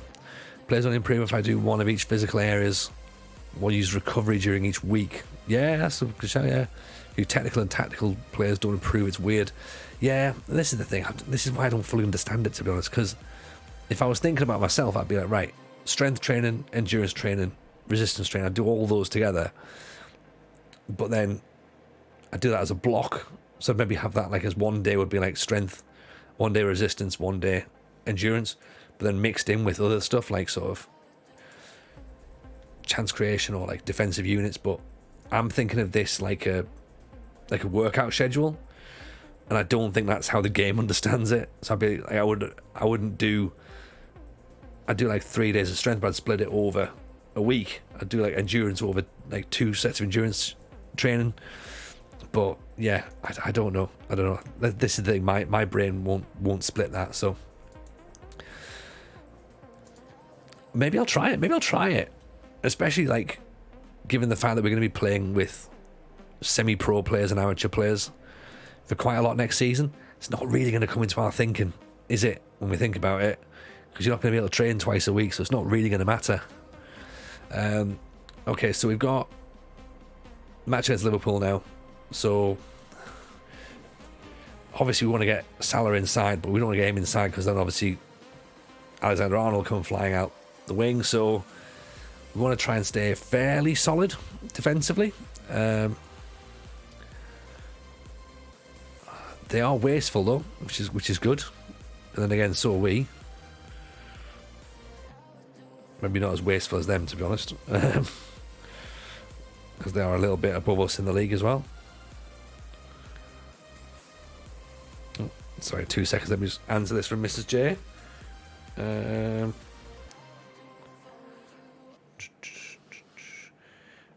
Yes, that sounds fun. Potentially taking the boys to try their first football lesson tomorrow, so there you go. We might do that. Actually, here's the thing, right? There's 2 things I haven't done yet, okay? And we'll do this right now because you all need to be here to witness the fact that I haven't done it. And there should be a thing, right? There should be a little thing that allows you to just do this and load it up straight away. Is I haven't set me data hub up to get me to get the sort of the exact specifics that I like, and we also haven't done our set plays. So that's more on me, to be honest. But I think the data hub thing. Now, again, I'll take recommendations from people who've done stuff. Okay, and I've seen FM Stagger's done this, and again he posts it out, and this is a good setup. Like for people who don't know a lot about the data hub, this again seems like it's a fairly straightforward way of thinking. So for this, so we'll set it up here. So we're gonna have XG match story first of all, and add that to the tactics here. Then we're going to go for match momentum. Also got pitch tilt as well, which we didn't have last year, so let's put the pitch tilt in there. Okay, pass map, very important. You want to see that. But then you've also got more pass map comparisons. Yeah, so again, interesting.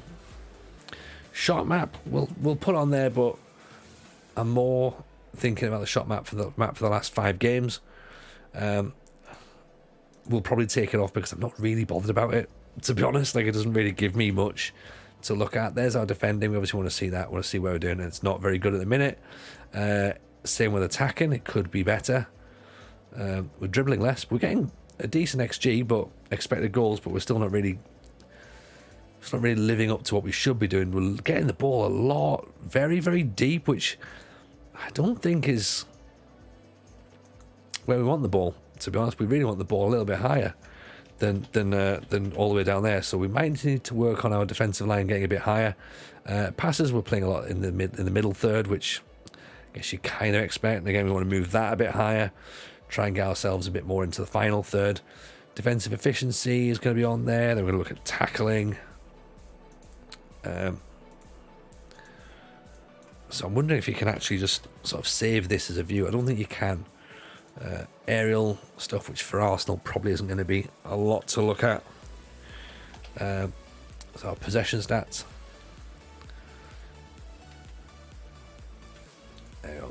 Passing dynamics as well. See, there's loads of different stuff now that's quite interesting.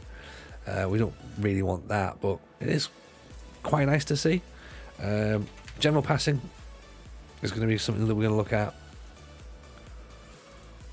Which again, we might take off because we sort of know roughly what we're going to be doing. Movement's quite handy. Have a look there.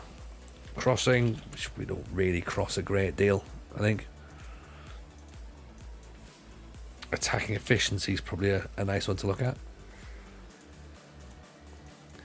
As is scoring, and then of course the XG table at the end.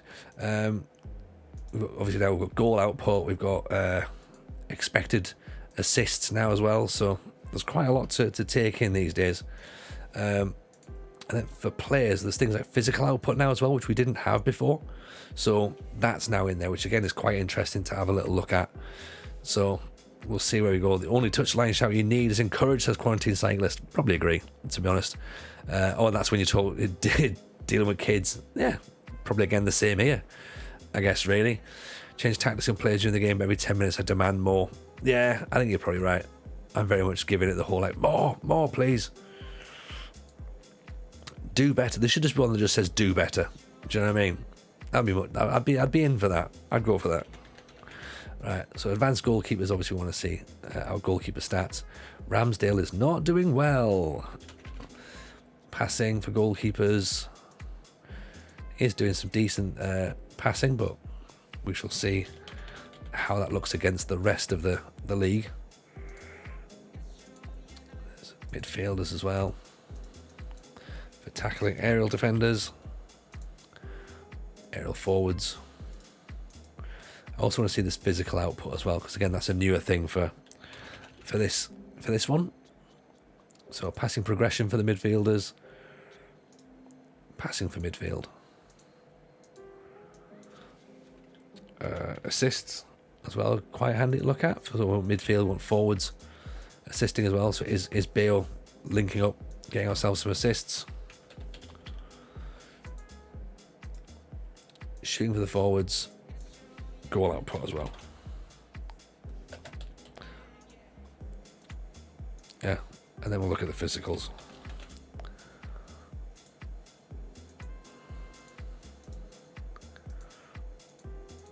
Right, there you go. There's the data hub all set up. Excellent. And then tactics you want to go into. So sorry about this a little bit, everyone. This is the bit in it. This is the bit. So defenders set up there. Defenders set up there. Near post corners for the left and near post corners for the right. And again, we'll change those as we go. We'll tweak them around. And yeah, that will change, of course, as the teams go. So there you go. So that's us. Right, we're about to face Liverpool, which, as I say, could go one of either way. One of two ways, really. 3 possibly as well. Is, we could win, lose, or draw. There you go. That's me literally explaining how football works. At this point, there needs to be a hurl abuse button. Yeah. Kidnap children button. That's too far. Matty Aqua, look at you big time now with the podcast and the Athletic, managing Arsenal. Matty, I know. What a world, eh? What a world. From the last time we spoke, things have changed, my friend. Things have changed. Welcome back, though. Hope you're well, buddy. Nice to see you. Are you still creating, or are you still just chilling? Hope life in Australia is good. Hope the music scene's doing well. They do need to improve set pieces. They do. And again, I think that will be when they do the match engine next. Some people have said they don't think it'll even get changed even then. And I can see it not getting changed even then, but I think it will. I think it will. Stanisic, 6'2", centre half. Apparently could play fullback as well. Could be worth a look at, to be honest. I think. See, the thing is, right? The argument for set plays is that realistically they should be done, because you look at something like Madden, for example. Yeah, it's just a playbook. Like, put a playbook in there and just go, right, even if you're not doing a set piece create, just have a playbook. And so you can select things that are different. Because all everyone does is just go, right, near post corners, that'll work for a bit. And then if it doesn't work, go far post corners. Or, you know, that's sort of where you are. You want to, if you can spend time tweaking stuff, especially in PvP as well, imagine that.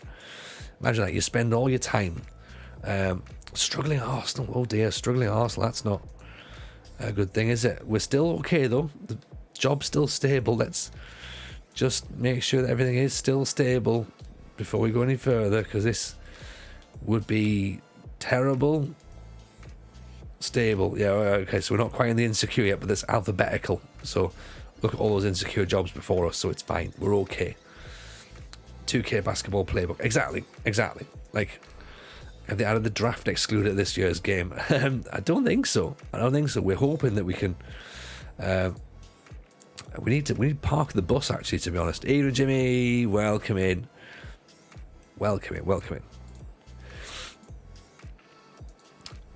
Nice to have you back in. Hope life's treating you well. Glad to hear music's good.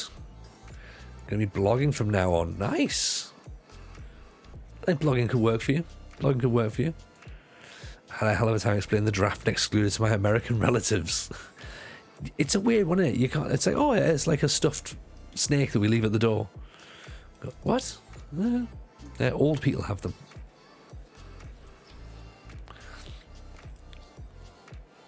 What a weird world we live in, isn't it? So yeah, okay. So we're losing money hand over fist. Excellent, because that's how things work in football. So it's us against Liverpool, and then it's also Brighton versus City, Man United versus Southampton. So all the big games really this week. Palace Chelsea, I suppose, is reasonably interesting. The letterbox brush. There we go. The voice of the board want to draw. Stan Kroenke wants to draw. The fans also want to draw. They're hopeful as ever of beating Liverpool. They hope the team can carry on reaping the rewards of the potent attack in football. Again, we are still impressing people, and they reckon that Kieran Tierney should start today. So, okay, that's good. Odegaard's doing reasonable. Look at that. Tommy Asu getting forward. Look at those key passes. Look at those assists, though. Nothing. All the time he's going forward, he's not really giving us anything. Making quite a lot down the left side, though. So left seems to be where our overload is.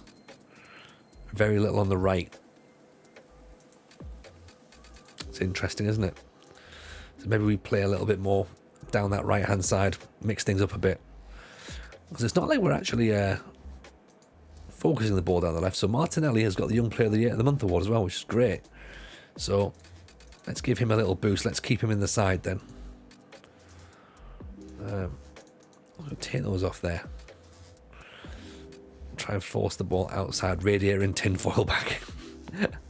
So Martinelli was the player of the month. So let's play him instead of Smith Rowe.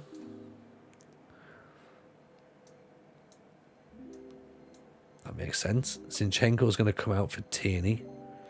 For KT. Zinchenko's going to stay on the bench, because we're going to need him at some point, I'd imagine. Marquinhos, maybe? Or is it time for Big Eddie? Eddie's back. Now we're talking. Eddie's back.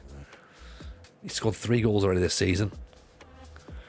Bored of tactics? You're bored of it, are you? Oh, we're trying to make it. We can't really make it much more entertaining, to be honest. Normally what happens is I flick through, and we just do it quickly, and then people are sort of complaining, "Oh, you just fly through. You don't even look at the stuff." Whereas today I'm doing a little bit more tweaking here, and you can never quite get the balance, can you? That's the problem. You can never get the balance. That isn't the board sign, is it not? Sorry. That shows how I am, doesn't it? As a young person, going, is that boredom? I don't know. What is that? What is that sign then? What is that sign? Is that an excited sign? Is that terribly excited sign? Kobe, let's go hard on Salah. Let's go down at 10 men quickly. Right, let's pump our fist. Tactics gasm. Oh, so what? So this is suggesting that I know what I'm doing. Oh, I'm a fan of that then. Here we go then. 3 wins out of our last 5. Let's ignore the 2 defeats that we've had so far in the last 5 games. We're going to set up in that same formation we had against Chelsea, which started pretty well. It was quite defensive, but let's maybe... it probably does encourage Liverpool a little bit more. They're only 3 points ahead of us, so it's not like they're miles away right now. I don't think I ever will. Learn quarantine. I'd like to get to the point when I can understand what's happening with emotes and stuff, but you know.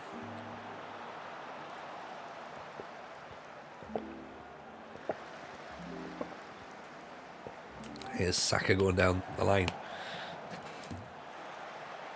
If there was a team I'd want to beat, it's Liverpool. Oh, tell me about it, Jimmy. Tell me about it. Simicast with the corner. Ooh, big Verge getting his head on it. It's gone wide though. We're okay with that. That's fine. Saka's got a bruised ankle. That doesn't help us, does it?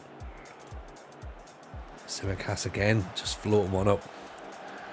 Saliba didn't play too well against Chelsea, did he? Fabinho's got the ball there. Oh, get the ball away. Yeah, let's go positive. Saka's taken a couple of knocks now. Says he wants to come off. Right, okay. If he's saying he wants to come off, that's probably a good enough reason to get him off then, isn't it? So let's move him out then. Let's put Odegaard out wide.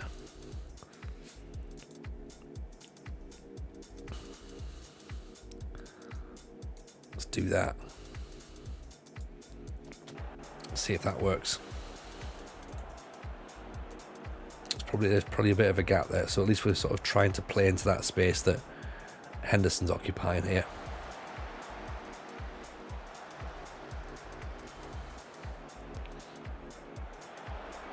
Just demolishing big Virgil and Matip. Yeah, that could be the tactic, to be honest. Try and injure them. Martinelli's headed it straight to Fabinho, who's hit it from distance.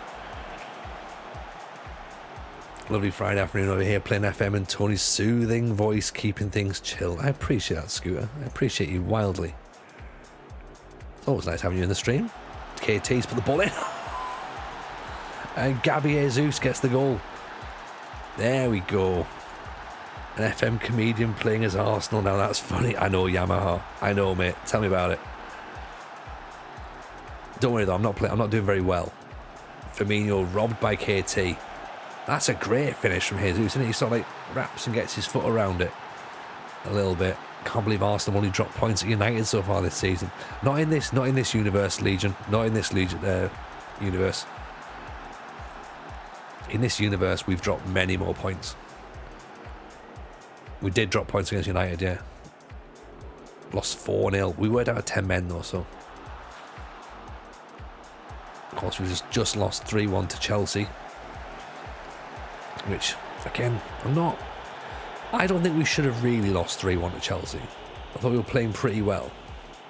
They caught us with a sort of sucker punch, really, right at the end, wasn't it, to make it 3. 2-1 defeat, probably fair. Oh, here goes Odegaard. Oh, hang on, here's Jesus. Oh. Now we're talking.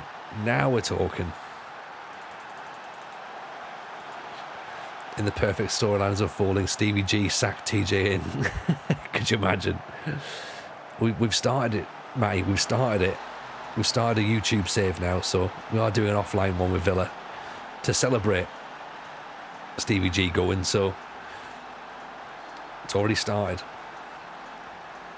Fabio Vieira now at the corner. In it comes. It's 3. It's 3-0. TJ and Holly leading Villa back to goal. We could, you know. We absolutely could. I think we should put a phone call in there. Between us, we could probably get it fixed.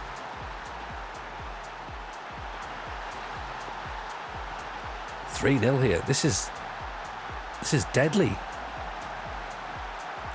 I don't think we've even had 3 shots. This has been an absolute shithousing, I think.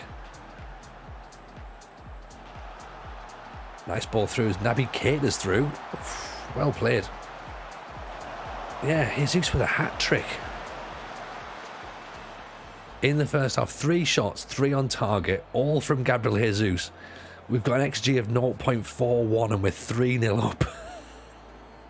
Fucking hell. I don't understand it.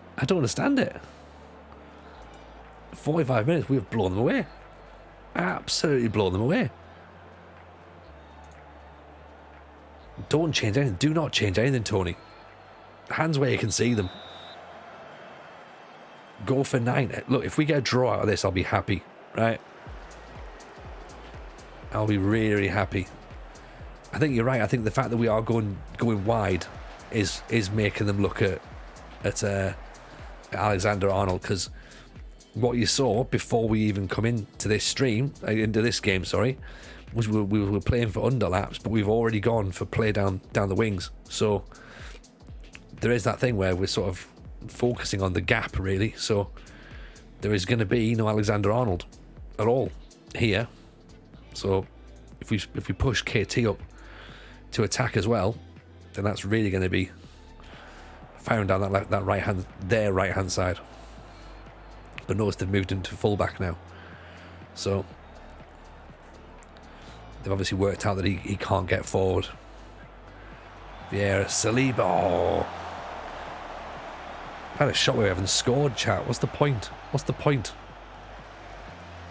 Might as well reset the game now.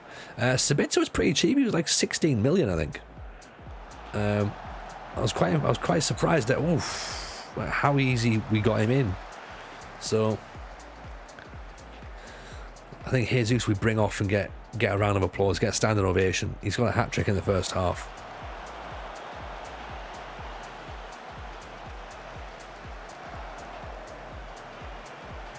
Dorking Wanderers as the next lower league save. I like the sound of that.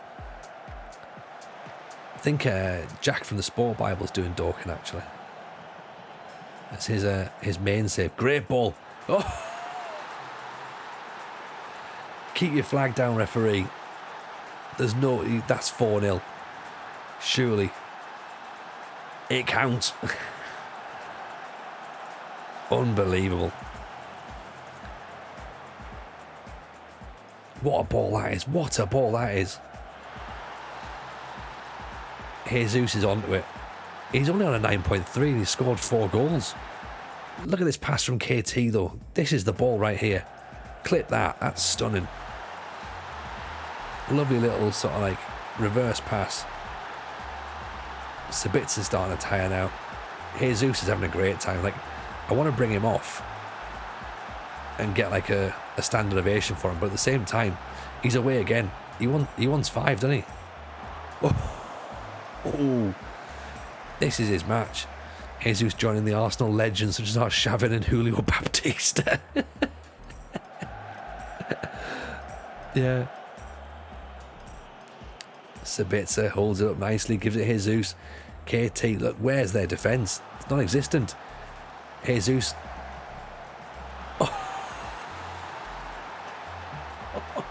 That's for you, Steven Gerrard. That is for you. It's 5. Jamie Carragher's going mental. Mrs. J's texting me now. I've got a feeling I'm getting a bit too loud. No, she's not fussed. She's fine with that.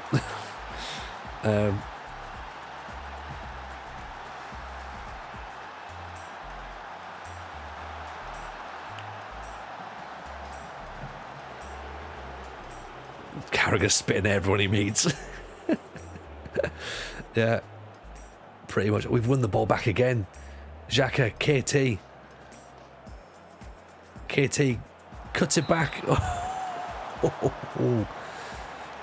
Like, I don't really know what's happening here. This appears to be, the fans will be happy with the draw, so we went, shall we beat them 5-0? Shall we beat them 5-0? Like, Nottingham Forest must be sat there going, we destroyed this team. How's that possible?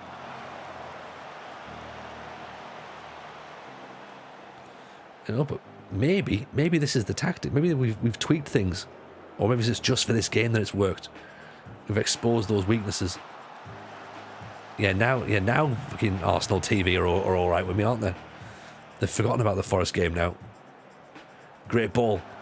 Jesus. Oh, he should have had 6. He should have had 6 tonight. Right, you know what? It's time for Jesus to have a rest, I think. He's only scored 4. So let's bring him off. Let's put Big Eddie on, right? And I think Zinchenko for KT. KT's like 8.7, but he's hammering it down there.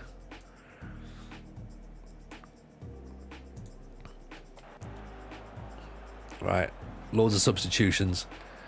Twitter thinking how to call Arsenal bad now. Exactly, yeah. Yeah.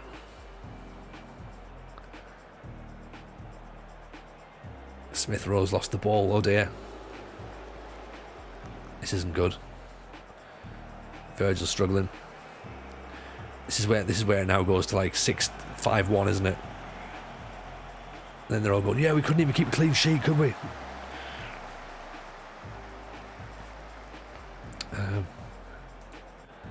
There you are, 5 subs, we used them all. What about this? What about this? It's very rare. We'll do a 5-0. Zinchenko leaves him for dead. He's going for it. Martinelli. Eddie. Oh. Margaret off Twitter, why did Jameson take him off when he was on for a 5th? Yeah, exactly, yeah. What's he playing at?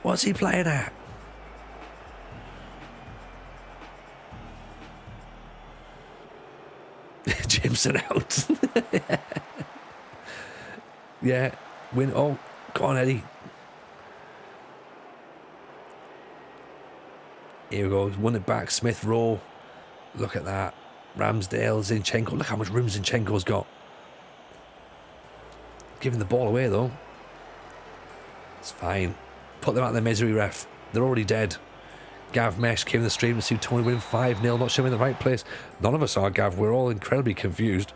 And now I need to send this to the boys instead. And then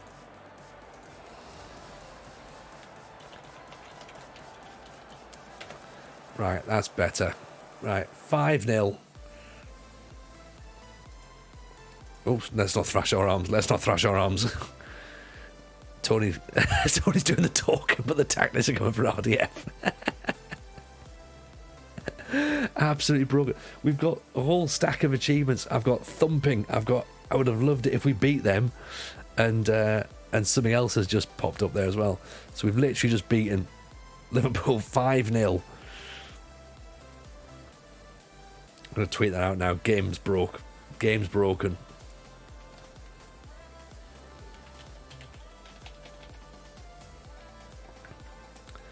I mean, that is something, right? That is something.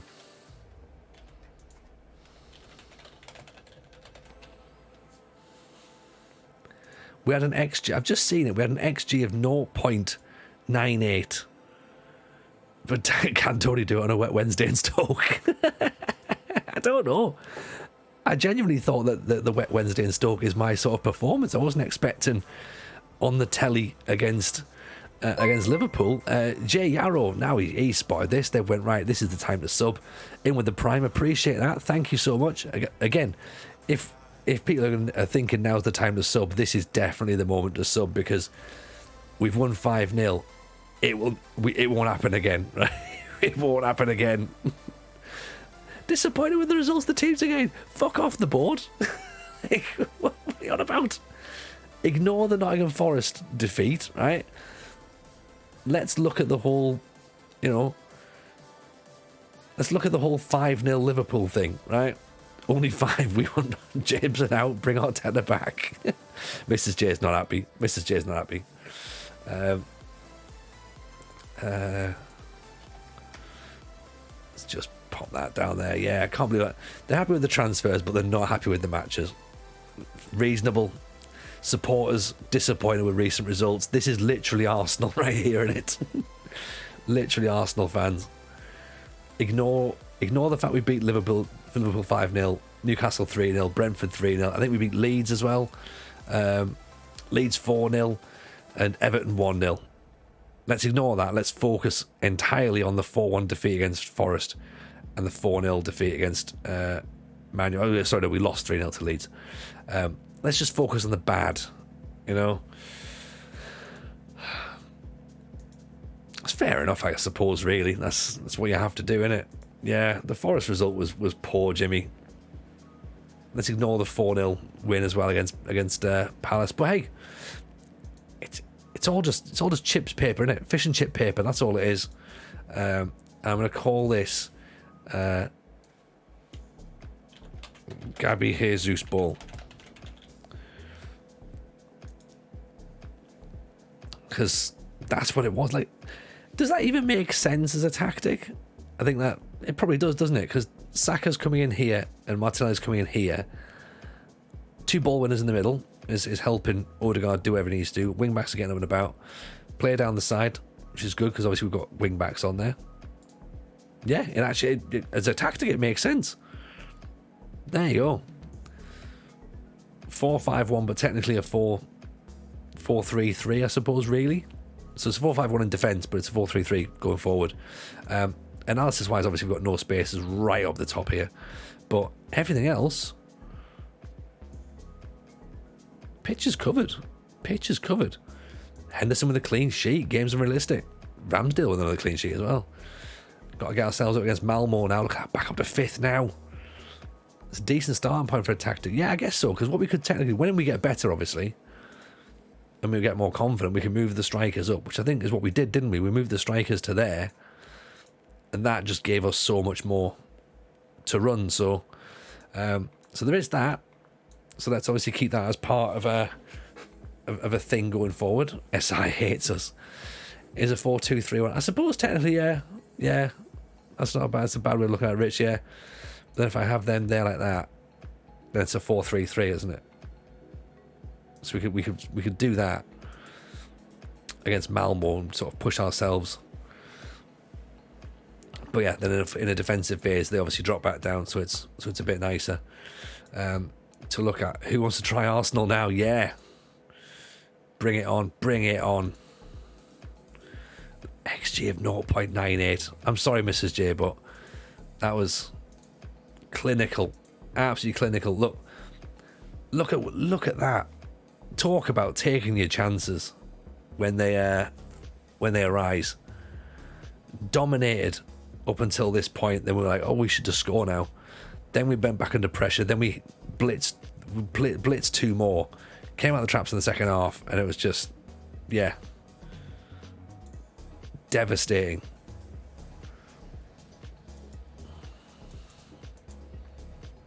This is exactly what we want going forward. In fact, what's the data? What's the pass map look like from that last match? That's got to look pretty decent, right? Surely. A lot more through the middle than you'd expect, maybe. Obviously putting pressure upon Trent here, so going down the left. But nice little interchanges between defence, so Saliba and White, and then obviously Sabitzer and Xhaka. We're doing a lot of stuff. 109 combinations for Sabitzer. 138 for Saliba, 152 for Ben White. So the ball was going through the middle a lot more than I expect. Tony referring to himself as clinical. That's enough internet for today. 100%. All I'm doing, Matt, is I'm setting us up now for a defeat against Malmo. So just strap in, everyone. It's gonna be a bumpy ride. as I say, we're not here for learning. We're not here for learning, but we're here for fun. So, you know what? Let's put a quick poll up in the chat. How many are we going to lose to Malmo by? Let's pull that up now. I'll do that. Let's do a quick poll here. Right. So new Malmo.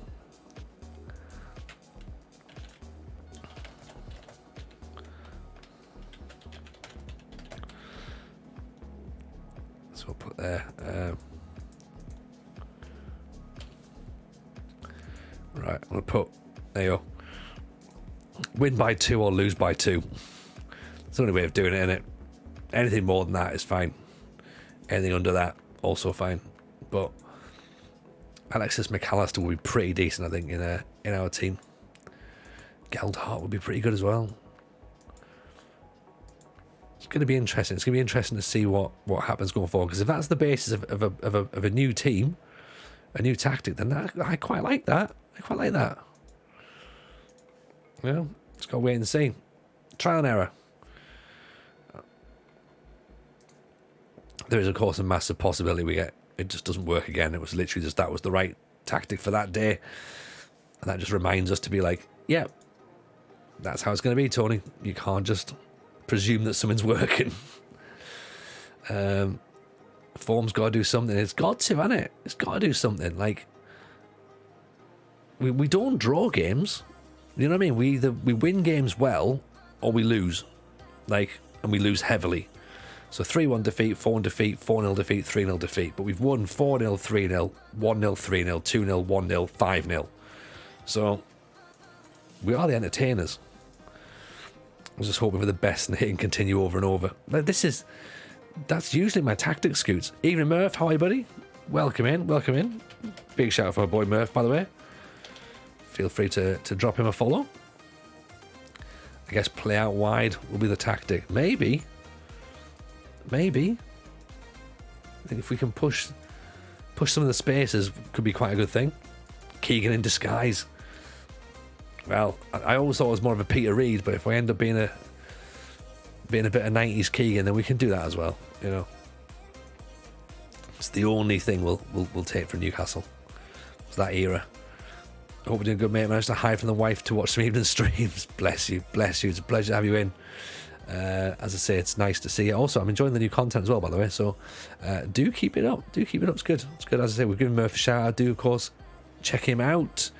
And if you haven't bought FM23 yet or haven't pre-ordered it, I suppose pre-order is still a thing because it's not really officially released until the 8th of November. We've got a link there which will get you it for £32.05. Everyone in the community pretty much has that link. But if you want to use our link, that would be much appreciated. And of course, anything that we make from that, because it is an affiliate link, goes back to supporting the stream and the channel. And we gave a copy of the game away via Discord because of the fact how many people have actually been really nice and bought through there. So we gave a copy away on the Discord, and we've also given a copy away on Twitter this week as well. So keep your eyes peeled because there might be another one coming up before the game's launch. So we'll see. If you haven't got it already, keep your eyes peeled. But if not, and you want a link, then there's one there. Fans, of course. How much is £32 in New Zealand dollars? Yes is the answer, I think, at that point, Jimmy. Let me have a quick little look. I'll try and see. I think I've got a converter here. Currency, there we go. So currency, so British pound. Bear in mind the British pound is terrible at the minute. Okay. Surely the New Zealand dollar is better. So if it's £32.05 in English money, in sterling, is $63, 63 New Zealand dollars. So I don't know if that's good or bad. I mean, to be fair, the English pound, the British pound, is currently got the same exchange rate as like a pen or something. You could probably just offer, literally, we could go back to the days of bartering. Like, you could offer a potato, and that would probably be as much value as currency right now. The British economy is fucked, quite frankly. You know, they've had a great time, the Tories recently, and they've decided to just go, you know what the best thing to do is to collapse everything and not even start again. Just go, oh, soz lads, didn't realise that was happening. So Europa match, Tories going for the Watford method exactly. Did you see a guy who bartered one pen all the way up to a boat? That's Dwight Schrute, isn't it? That feels like a Dwight Schrute thing. But I have seen it. I think wasn't there a documentary or something? I'm sure there might have been, or it was definitely a news story. But yeah, I feel like that might have been a documentary at some point, like a Netflix feels like that, you know. But here we go then. Europa League football, Arsenal versus Malmo, fresh off the back of our 5-0 win against Liverpool, of course, thank you very much. Our currency has the value of about £5. We had a house at one point exchanged it for a boat. It was nearly 20 years ago. I mean, yeah, you don't want to swap a house for a boat, do you? Although I suppose maybe some people do, to be honest. Glad I renewed my mortgage deal for 10 years a week before the Tories crashed the economy. A 10-year mortgage, Scott? How did you manage that? Oh, Marcel Sabitzer, what a strike that is, sir. Take a bow, buddy. Brilliant effort. Cracking free kick here. Look at this. Keeper's got no chance. Oof. Don't know if it's in on the in off the post or not, but because they always look better if they hit something, don't they? Here's Martinelli now at the corner. Saliba at the near post. Now we're cooking. Now we're cooking. Not with gas because it's really expensive, but now we're cooking. Here we go. Corner comes in. Martinelli. Saliba gets on it. 2-0. Did renew with the Bank of Scotland at £3.2%. Jesus.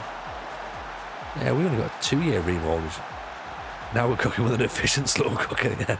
Yeah. Now we're cooking, but it's costing us. It's costing us a lot. Yeah. Now we're cooking with food we foraged. Yeah, now we're cooking, but last year we would have really been cooking. We're cooking, but it's literally destroying us. Cooking with air fryers. We haven't got an air fryer. We've thought about it. We've got 2 slow cookers. We haven't got an air fryer yet. We don't fry a lot of stuff, so trying to work out whether that's the way to go or not. A lot of people seem to be loving their air fryer, so this is what we're thinking about with it. Friday night, Full Manager 23 stream, chatting about air fryers. Would you expect anything else, chat? No, you wouldn't. No, you wouldn't. This is why we're here, and this is why I appreciate you. If you want more chat about food and air fryers, get yourself in the Discord, by the way, because we've got a cooking and bakery channel as well. And we've also got some stuff about coffee.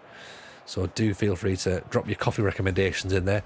And any recommendations for a coffee machine that Mrs. J might allow me to have in the new kitchen that we're building. So, you know, discount codes for, penalty. I'm not sure what you've put as a link there, Lulu. If you want me to post it up, if you want to send it to me as a whisper, I can post up the link. Or if Ragio's still in, Ragio's a mod, he can do it for you. Made a great citrus salmon in the air fryer. Ooh, okay. Okay, Scooter, I hear you. Machine isn't the issue, your ability to decide to clean it is the issue. And this is also the problem. This is what happens when Mrs. J's in the stream. She hears everything I'm saying. Yes, the fact that I won't clean it is the problem. Tiger bread is goated. Absolutely it is, Yamaha. You know your bread. Tiger bread is 100% the go-to breads. And Murph's a baker, he'd know. He would know. Murph, you'll back me up on this, right? Ours go straight in the dishwasher, easy to clean. The old ones were hard. That's what she said. Saka pulls it back. There's Martinelli. That's 3. Now look at this. Look at this. This is more like it, right? This is what we want. This is the Arsenal way. Tiger bread pizza. Oh, hey Murph, bring some tiger bread on to FMT Live. That's what you need to do. Get the trays, you put the air fryer, which makes it easier to clean. Okay. Yeah, RC makes his lunch every day in an air fryer. Chicken pieces and brown rice all day. Oof. Now we're talking. Mrs. J, I'm more than happy for him to piss his money away on a machine. But we won't know how much to use the mouldy coffee. I draw the line. Yeah. See, this is the thing, though. It's like, because of the fact that I drink black coffee, so I'll either drink espresso or I drink AeroPress a lot. So I'm presuming that I wouldn't really be using the milk frother. But I guess if I've got it, I'm gonna try and do flat whites, aren't I? Even though clearly calories wise I should be using just espresso. But I'd absolutely start trying to make flat whites. So then that's where the issue is. That's the bit that I need to clean. More than, of course, the main espresso head, obviously. Send an Argos link to an air fryer. Yeah, do it, RC. Either whisper at me or put it in the food chat for on the Discord, because that's what we're up for, you know.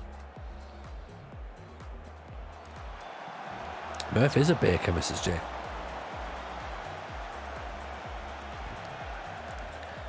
Don't like tiger bread, RC. I mean, you know, I feel bad for you, mate. I feel bad for you if you're not on the tiger bread train. Then, oh, what an effort that was!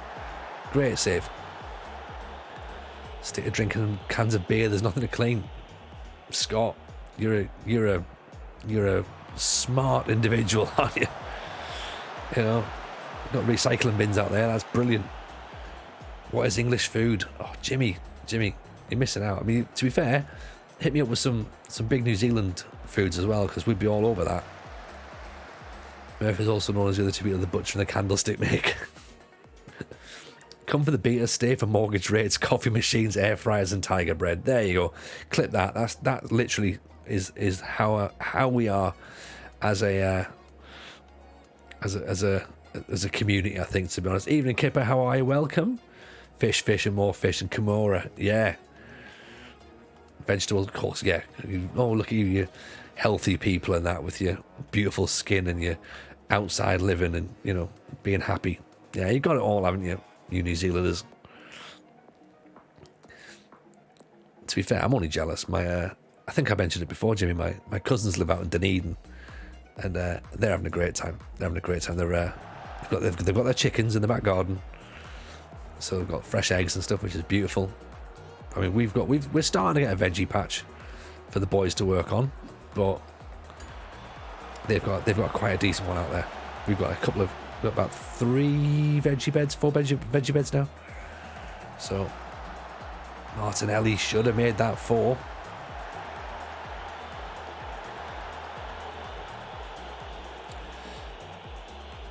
Oh, Road to Legends podcast, how are you? Welcome. Not had time to play it yet, 60 hours working. You know what? It's pretty good, guys, to be honest. It's pretty good. You need to, it's not...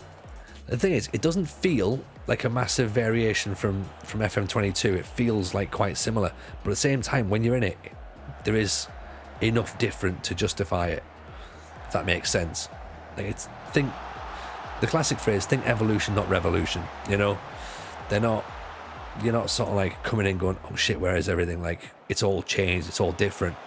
It's not. It's all very much in the same place. It's all very well thought out. It's very methodical. The new features look great. I think that the supporter confidence bit I really like. I think that's really fun.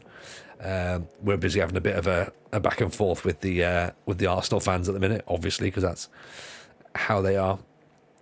But yeah, I like it, and I think that it's definitely got potential to get even better the more we get into it, you know. So it's gonna be fun. What's your first save, Road to Legends? Are you guys have you got a beta save lined up, or are you going straight into main save? Also, as well, let me know when there's the old RTL's starting back up again next year. Sure, I'll be happy to come back and hang out if you guys are interested in getting me back in. Barbecue cooked underground. Ooh, that's a hangy, is it? Okay. I like the sound of that. Spent a message to Tony, goes to this bread stage this winter. Oh, hey, I do love a bit of bread stage. Oh, here he comes. Here he comes. It's my guy. Welcome in. RDF Tactics. Here he comes. The big man's brought himself in. Big shout, of course, to RDF. Mate, you are not going to believe this. I've already said I'm sorry, right? In our sort of private conversations we have for the Athletic. It's the Athletics RDF Tactics, everybody. Give them a big follow. If you don't follow them already, you're an absolute fool, because you should, right? But check this out. Check this out, RDF, okay? We lost to RDF's fans and followers who've come in, by the way, okay, right? We lost 4-0 to Forest, okay? Absolutely fuming. This was ridiculous, right? Look, raging. Dreadful. 17 shots there. We had 13. Beaten 4-1. Our XG's not great. 1.6. Massive appreciation by for everyone who's following here. Lieutenant Squirtle, Sagittarius, Tigra, Killer XX, XL, welcome in. Right? This, shocking. Absolutely shocking. Watch these goals here. Sabitzer raid. Yes, you better believe it. Super Nintendo Karibu. We've got Sabitzer as part of the team here. We're loving it, right? This is what we've got. I thought we'd scored the penalty here. It turns out it wasn't. It was them. So it's Nakacha gets the rebound. We get a penalty.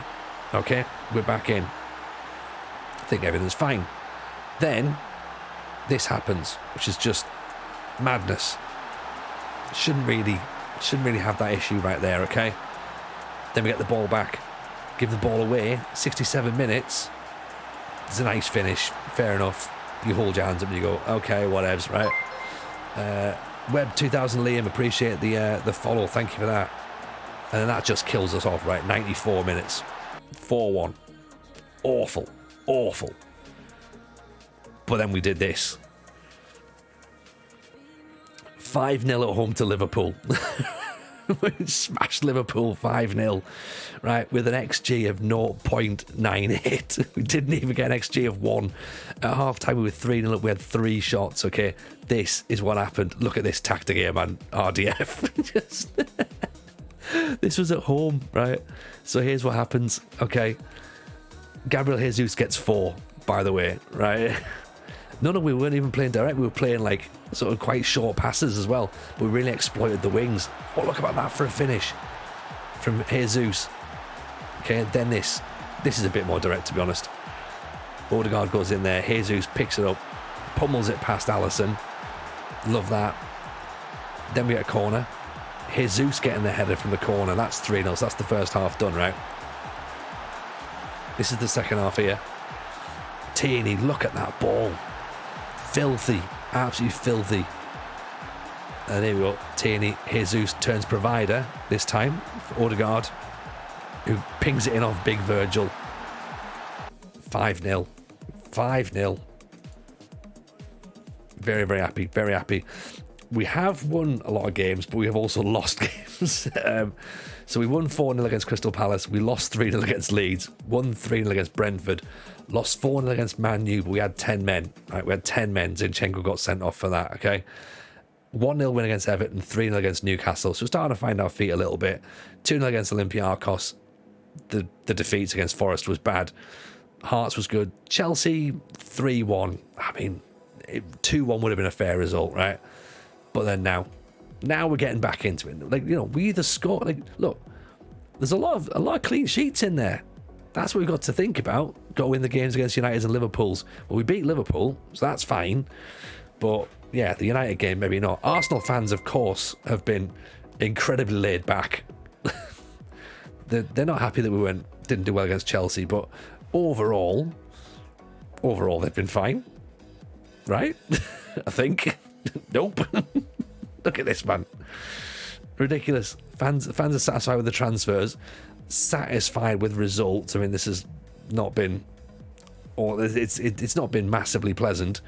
But I mean, Arsenal TV will be pulling their hair out, to be honest, with some of these performances. But that's the joy of being an Arsenal fan, right? That's what it's all about. This is I'm guessing, RDF is what you see every single week. So here we are, trying our best. So Sagittarius, sorry about the fans, but they're stone in my shoe. Yeah, it gets a bit, doesn't it? Super Nintendo Caribou, appreciate the follow. think Gerrard is going to replace TJ before the end of the season. You know what? I think so, Zar. Definitely should do. Good night, legend, by the way. Appreciate having you in. We'll hopefully see you tomorrow. We are going to stream tomorrow night as well, by the way. If you're brand new, we stream Mondays, Wednesdays, Fridays. Of course, Wednesdays we also have the Football Manager show comes out on everywhere you get your podcast, to be honest, really. Myself and RDF killing it over there, having a great time. RDF, of course, doing the Tactics Garage on YouTube as well, so do make sure you follow that. Drop us some tweets as well, by the way. If you've got a tactic that needs fixing, ping it across to RDF, do a screenshot, explain what needs work. You can ping it to me if you want as well, and I'll literally give it to him on the screen and go, you need to fix this because I can't do it. So do that, and of course we'll also be pinging out some questions as well for things that are going to be features going forward. So yeah, and then just, you know, if you haven't listened to it, go and have a listen to it. If you have, hope you enjoy it, really, to be honest. So that's pretty much where we are. I forgot to ask as well, by the way, how was your stream, RDF? How have you been getting on? Obviously you brought a lot of love, which I massively appreciate. If you want to drop follows, everyone's been dropping follows already. That's been cool. Thank you so much for that. Come and join in the fun. As I say, we're going to be doing probably more streaming than the 3 days a week we're advertising, so we'll see. RC is going to go 5-2-2-1. Got beat 7-0 by Liverpool with it. Yeah, don't do that tactic. That's not a tactic that works. Oh, you want that for the Tactics Garage? You can ping that in, yeah. Send it to us. We'll have a look at it and see what's gone wrong there. I think the fact you were Everton and you've gone with that's probably the issue there. But yeah, pack the midfield and pack the defence would have been the best suggestion there. So get that one done. So we've got a match against West Ham now. So right, so proper industrious football, industrial agriculture is the one that we're looking for against West Ham. Let's grind this result out as well. We'll play the new Arsenal way, right? Which, to be fair, it's the entertaining way, right? It's the entertaining way. Some up, some down. At some point, does the Tactics Garage become a roast of the tactic? No, not at all. We're really, really good about it, to be honest. Well, I say we're really good. RDF's really, really good about it. He sits and he breaks it straight down. He's like, right, this is what needs to happen here. We've not had any that have come in that have been appalling. So you got to think of that, right? There's nothing that we've looked at and just went, oh God, what we're supposed to say here. This is literally, it's all about tweaking. It's tweaking like little things that are wrong, you know, rather than doing like a complete overhaul. So think of it like that. Like, you know, maybe you're not as, you know, you're not penetrating as much. Maybe you're conceding too many goals, and we'll sort of say like, oh, well, we RDF will be saying, oh, your wing backs are too high or whatever. Do you know what I mean? Cook them on matches our fireplace. Yes, exactly, Jimmy Chunga. Let's do them over slow coals. That's what we'll do. Like, you know, when you get like really good Thai food and it's done like in front of you, you have to cook it in front of you. Let's cook them like that. This is our new phrase as well, by the way. Cooking without gas, because gas is expensive. Zar, disappointed to see Ian go from the pod, but you guys are doing a great job so far. You know what? I appreciate that, Zar. Genuinely. We were upset to see Ian go as well, because we were fans of the podcast prior to us being on it. So that's what makes it even more mad for ourselves that we're now the guys doing it, because we listened like it was our podcast. Well, we were fans of it, and then to be offered the chance to take over was crazy, you know. So here she comes, the FM girl, right? Got a bone to pick with you, madam. The calling me a treacherous and traitorous cunt. I mean, I agree, obviously, fully, of course, but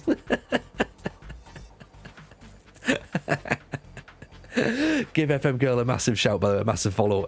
She's, of course, now the co-host of Football Manager Therapy, the podcast that Rich Owens, of course, is the host of. He's assembled a crack team now.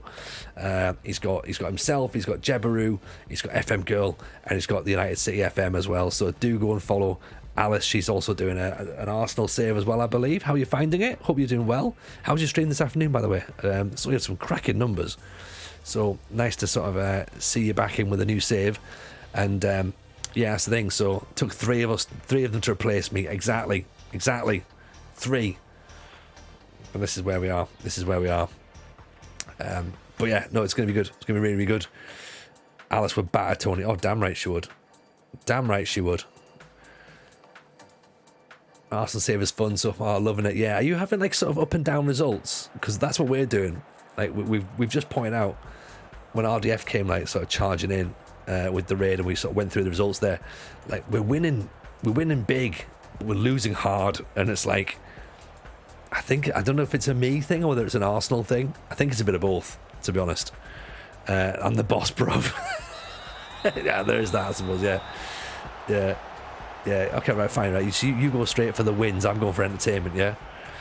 Cook them with room temperature ashes that were not burnt with gas. Oh, big fan, Jimmy. Loving it. So yeah, Arsenal currently rocking the pink kit against West Ham here, and as Gavin Brasher said as well, by the way, FMT live in Nottingham on the 7th of November. Okay, so let's get that link in the chat as well. Yeah, so it's my leaving drinks. It's my leaving party. So we've booked out the Canal House. So it is part of the Nottingham Comedy Festival.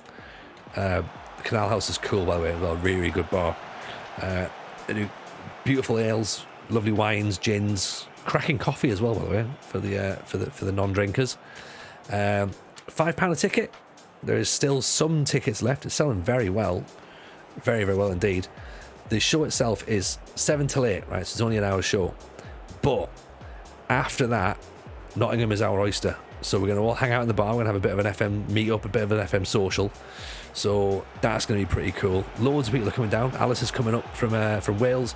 The mad scientist is flying in from Denmark. No word of a lie, right? He is flying in from Denmark to come and watch the show.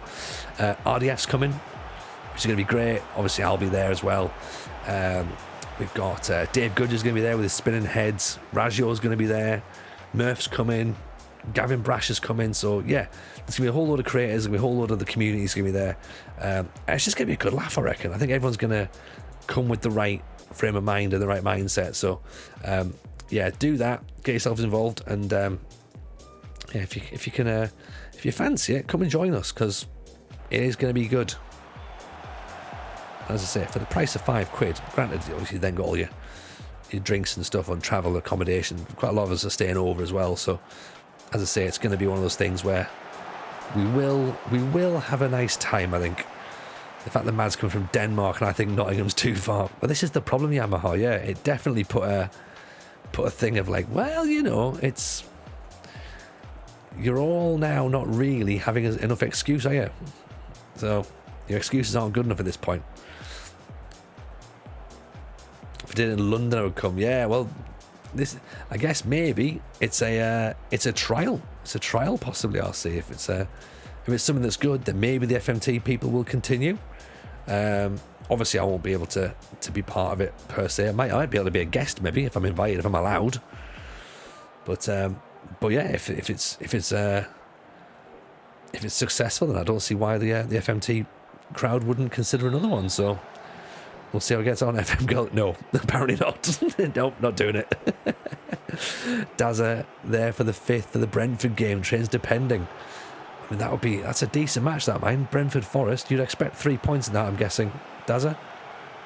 Zinchenko goes flying forward. We've brought him on for Xhaka. He's put the ball wide, of course. The fact that Nottingham Central does help, Gavin, absolutely. Moz is coming down from Scotland as well. Ali's coming up from London. So I'm starting to get worried at this point now. West Ham with a corner. Off the line? No, it's not off the line, is it? It's not off the line. Oh, it's Tomiyasu. He's only gone and scored an own goal, hasn't he? What's he playing at, man? Little Irish jig on the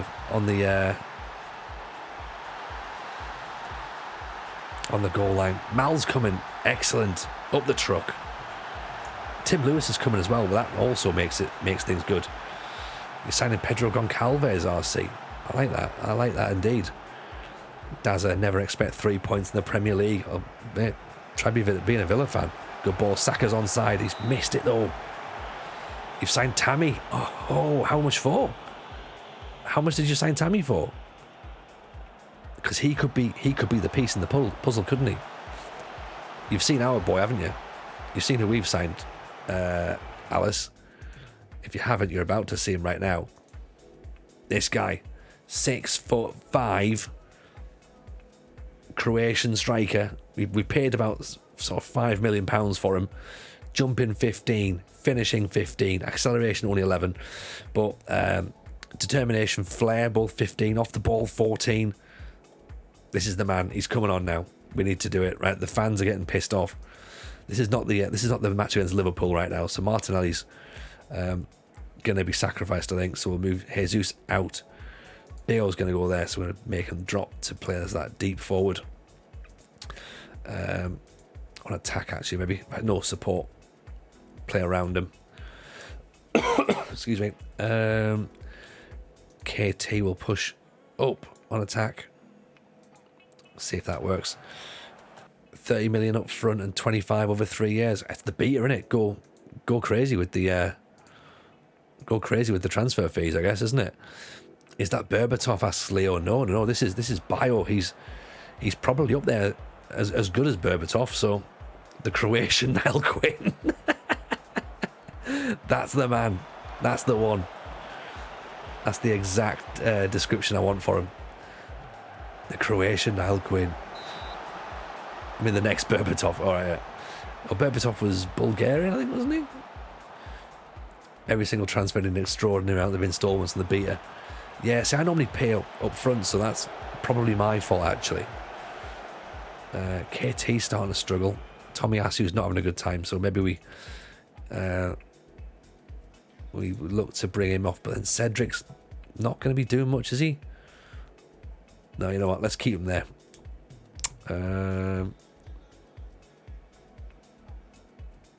El Neni can come on for Sabitzer. See how that works. Berbatov was Bulgarian. I thought so, yeah. Saka going for it. Zinchenko. I bought Bayo because I saw him in your squad and Fulham have a weird £25,000 a week wage limit. Do they? That's interesting. Right. I think we're going to lose to West Ham, boys and girls. It is. Zuma offside, possibly.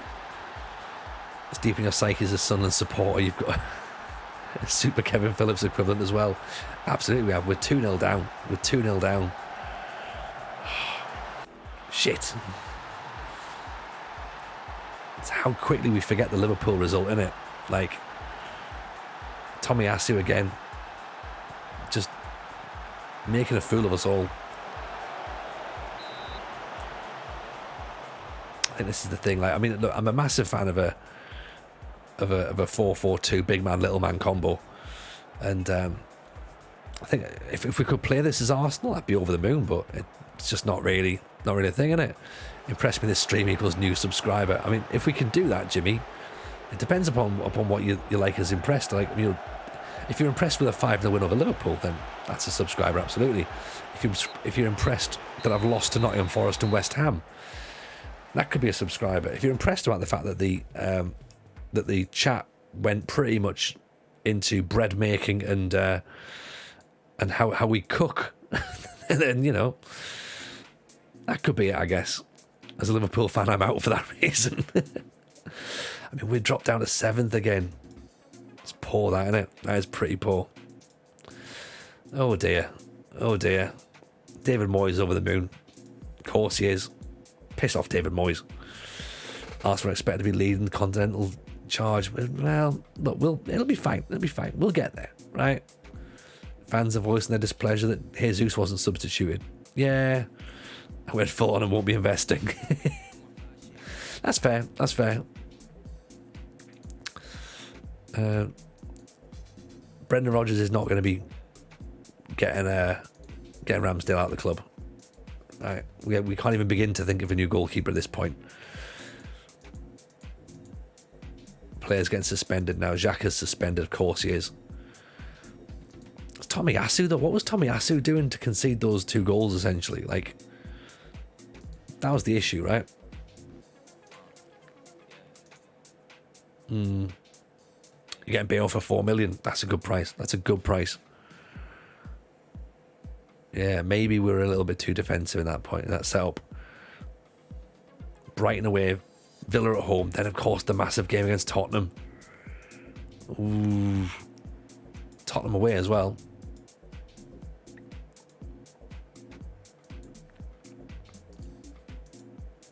I think we should do that. We should be all right, hopefully. Martinelli deserving a call-up? Yeah, why not? Why not? Tell the press he's worth a call-up. Wait 10 minutes, I might be impressed. I mean, hey, that's your call, Jimmy. Like, I can't work out what impresses you and what doesn't. Zlatan, however, does impress everybody at 41. Oh, Zlatan. Oh, Zlatan. My heart. Yeah, Napoli haven't given their name out this year, have they? Parthen Pope, which I suppose makes sense. Makes sense if you. Sorry, it sounds like Tony to Mrs. J. Yeah, to be honest, not even 10 minutes. Not even 10 minutes. Sounds like Mrs. J to Tony, either or. Give it 10 minutes.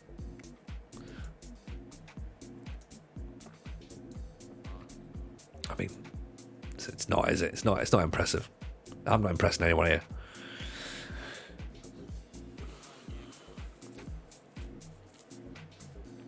You would think, looking at these matches, that surely we're going into a game against Brighton and Villa. We should be favourites, right? They're nicknamed Parthen O'Pay, so the Parthen Pope makes more sense. Ah, okay. There you go. See, learning, everybody. This is what it's all about. We're not just here for, what we're cooking. Sometimes we can learn stuff. There you go. RC's impressed. It's very much like The Simpsons, isn't it? Like, oh, I'm not easily impressed. Oh, a blue car. I feel like that's what we have to have around here. Like that. That's the level of impressedness. Impressed isn't even a word. It's not even a word. Can you smell what TJ is cooking? Yeah, it's probably chicken, to be honest. Mrs. J is making a birthday cake tomorrow. As a mod, I'm contractually obliged to be impressed. Yeah, exactly, Razio. Don't you come round here not being impressed, or we'll revoke your privileges. Right, let's put Bello in, Beo in. Actually, no, let's not put Beo in. Let's put. Where's he gone? Let's put Eddie in. Right, Eddie can go up top. Okay, even Millwall, absolute tunes. Yes, my man. Let's have a bit of a vibe around here. Just keep things nice, Yeah, appreciate that you're enjoying them. He's cooking a Champions League bottling. Well, we're running the Europa League at the minute, but we can certainly bottle that. Tell you what, we've pretty much got this, haven't we? Kind of pressing the same position in the league as Tony, as I'm Arsenal as well. I mean, yeah, what's worse? Like, is it the fact that like Arsenal don't seem to move above that position, or is that, oh god, no, I'm maybe as bad at this game as Tony is? Because that's worrying, right? That's really worrying. Is there a decent right back at the club who can come through? Maybe we all just go to Alice's stream and like sort of watch her, like, oh, look at me, I'm winning all the time. Like, yeah, do that. Q-Boy, stole the beta last night, played one preseason friendly in 5 hours, sorry. It's good work. Actually, that's the question we're going to ask this week, by the way, on the podcast, because Ian had asked it. And he said, oh, how long do people spend between loading up and hitting continue for the first time? So, quality content, bro. Thanks, Alice. Oh no, you mean yourself. Both of us make quality content in our own separate ways. Like, big fan of yours, as you know. 90 plus people. We need more chairs. There you go. Considering I'm playing Brentford for the beta, I'm in 4th with 12 games played. I don't know if it's a game or if it's Tony. Hey, there you go. Hey, you've got it. If you're 4th with Brentford, you're doing a cracking job. Classic Katie's in. Yes, Katie, here we go. Right, now, you have to get on top of this, right? So Katie's starting to... Are you blogging this, Katie? I think you are. Is that right? The Bottom at Christmas challenge. Katie, either send me the link in a whisper or give it to Raggio, and then we'll post it up. Because yeah, you want to be getting on top of this, because Katie's doing a Bottom at Christmas challenge, which is fun. Cube I keep finding little bugs. That's probably got something to do with it. I mean, I'm finding bugs that we're winning games. That's probably the main bug, to be honest. But Leo Twitch getting all the staff is the most painful bit at the beginning. 100%. If this was a proper save, we'd do that. But if it's just a thing where we're mucking about, then we maybe don't get as many staff in as possible. Eva Salty B, how are you, my man? Welcome. We're doing all right, thanks, brother. Things are all right. We're having fun tonight. We've won some games. We've lost some games as well. And the games we lost, dreadful. The games we won, excellent. So 1-0 down now against Malmo, which is fine because I think we've already qualified here, to be honest. But that's still not going to cover the cracks of the fact that we're a goal down after 10 minutes. How was the rest of your stream last night, by the way? Obviously winning a cup the second we turned with Porto was very exciting to see. Who's this little fella? Who's little Johnny doesn't jump? Oh, it's Xhaka. God's sake. Yeah, 4-1 defeat to Forest was bad. 2-0 defeat to West Ham was bad. This current 2-0 defeat to Malmo is bad.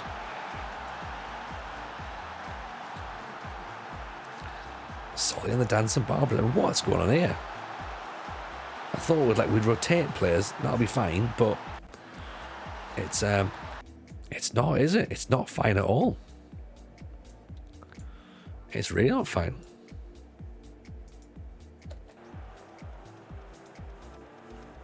Players don't fancy it.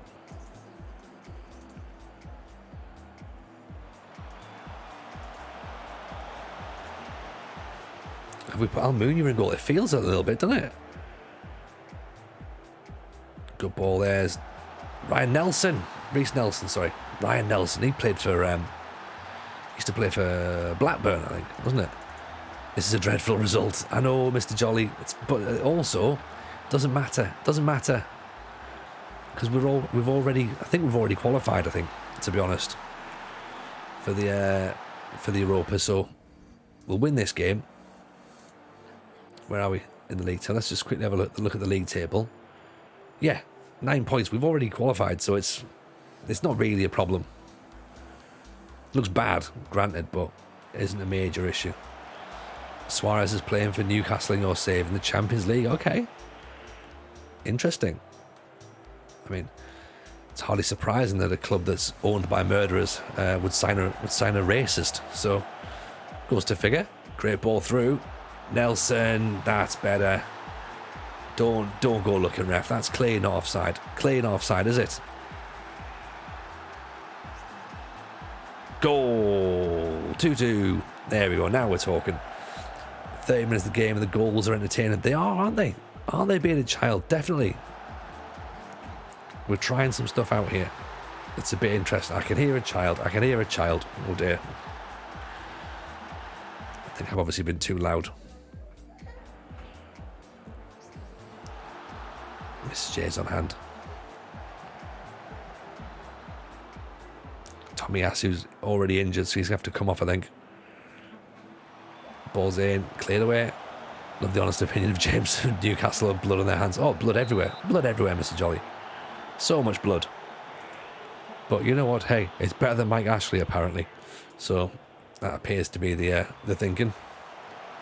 Had many discussions about this with many people. Not many people like my views on it.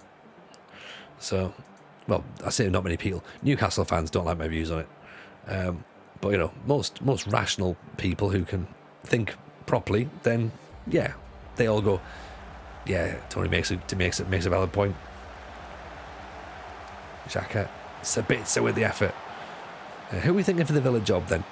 Let's go slightly more positive. Obviously, we can celebrate Steven Gerrard's not got a job tonight. Who's going to replace him? And why is the answer Sean Dyche?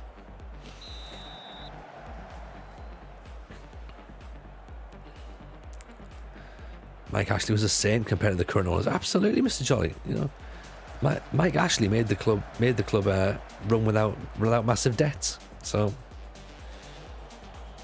always made sure the club shop was stocked. You said Dyche so far that Arsenal into money. Is it all or is it nothing? I think it's some. I've managed to find a little sort of niche in here. It's all or nothing, or how about just some of it? We're doing all right. We're having quite a nice time. I think the cameras are definitely here, and they're watching what's going on, and they're sort of going, "Oh, this is classic Arsenal." This, so we're giving them entertainment, but whether or not it's going to be entertainment that's going to result in anything that's remotely positive come the end of the season, who knows? Who knows? Some is good. Some is good. Yeah. RC says you've said Dyche. I do like Dyche. I think Dyche will be perfect for the Villa project right now. But RC is also saying Frank. Now I can't see Frank leaving Brentford. That's the thing. Why would he want to leave a well set up club to go and join the dumpster fire that is Aston Villa? Doesn't seem to make no sense really. The answer should be Dyche, but I'm not sure the board will want him. Maybe not. Apparently they're trying to get they're speaking to the bloke who is currently in charge of Sport in Lisbon. They're trying to chat to him, but he'll be expensive, I'd imagine. Could have done with Villa, keep him for one more game. As long as Villa don't look at Frank, I'll be happy. As I say, I can't see him wanting to leave Brentford, to be honest. I think that you guys have got a much more stable future than we've got, and you seem to know what you're doing, so Steve Bruce is down. Yeah, he's already been for both of us, Inky, don't worry. You know, he's already been. How much longer are we going to be live for? Maybe another half an hour, possibly an hour, maybe max. We'll see. It depends if Mrs. J's got the little one settled down, we can maybe have a little bit more. So we'll see. Michael Beale was favourite. Yeah, that happened overnight, to be honest. There's a bit of movement on him, which I suppose makes sense because he was the assistant when Gerrard turned up, and everyone, of course, who know quite a bit about Scottish football, because we've got a lot of family and that, and friends, of course, who are Scottish.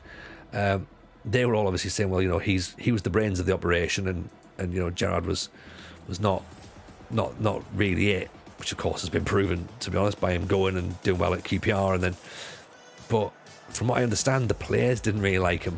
He was a bit too forceful, so I don't know if that's going to be the thing. And at the minute, we're in this dogfight right now for relegation. I think we just need to probably just sort ourselves out and get a Dyche who can, make things happen and just try and grind some results out.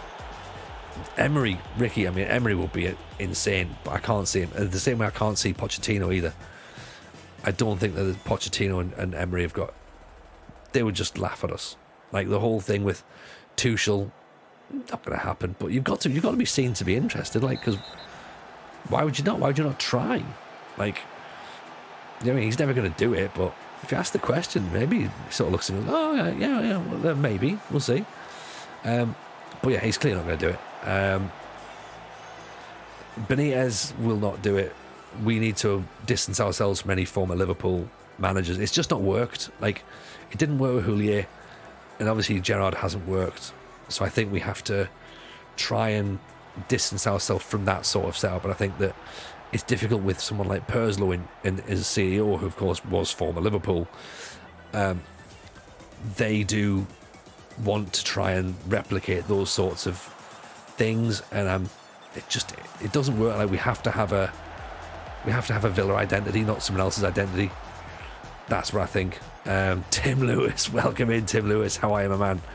He reckons Steve Bruce for the Wrexham job, mate. That's what's happening right there, right? Welcome, a big shout for my boy Tim Lewis, by the way. Make sure you follow him on Twitter, on Twitch. He is very, very good. Runner up twice in the recent FM playoffs. He's a man that you definitely want to see on stream. Ricky, thing is, the people thought the process with Dyche going to play one way couldn't be further from the truth. He's a really good tactician. Absolutely. It's the same as with Big Sam. Like, everyone goes, "Oh, Big Sam's rubbish." You go, no, it's not. Big Sam brought sports science into British football. Like, Big Sam's all right. Plus, he's never been relegated. If you're in a relegation battle, then maybe that's what you need. Ruben Amorim. That's the guy. That's the fella from Sporting. Apparently they've tried to make contact with him, so we'll see. But he's going to be expensive. I think Sporting paid a lot to get him in. They won the league last year, didn't they? So we'll see how he gets on there. But Peter Witherville for manager, Gary Shaw. I mean, they're both still hanging about, aren't they, Yamaha? We'll never know. Villa have put the feelers out for Poch, but he's not interested. Yeah.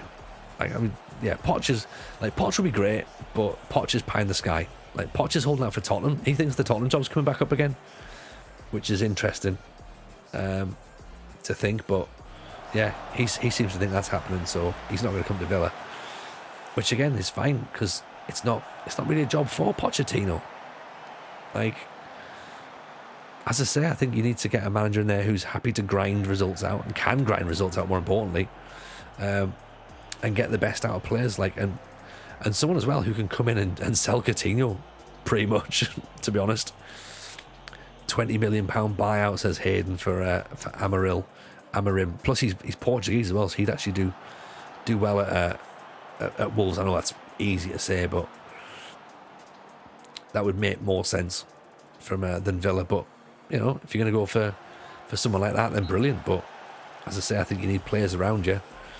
What about Rose? Which Rose? Michael Rose, is it, I think? Brian Little managed Wrexham, was awful. Brian Little managed Villa and he was decent. Solskjaer's not good now. There's as much as chance of Solskjaer getting a job in the Premier League as there is of Steven Gerrard getting a job in the Premier League anymore now. That's zero chance. Either of those two players managing in the Premier League anymore. Marco Rose at Dortmund. Is it former Dortmund? Maybe. Yeah, I mean, look, the thing is, right, ex-Dortmund, that's right. The thing is, let's not beat around the bush, okay? Irrespective of it being Villa, okay? There will be enough managers who will want that job because it's a chance to manage in the Premier League, okay? And they will see the Premier League as this beacon that they have to be part of. Graham Potter would have been amazing. Obviously, we left things too late and he went to Chelsea, so that's a thing there, but yeah, there'll be some managers will be sat there going, right, yeah, we've got to. I'll put my hat in the ring because it's Premier League and I like to be seen to be doing that. So you can get better than you maybe should. I'm not saying that that's right. Do you know what I mean? Like, oh, here comes my boy. Big shout out to A Few Miles Away, by the way. Everybody in the chat, please do us a favour, okay? Drop a follow on A Few Miles Away. Right, the best voice in the FM community.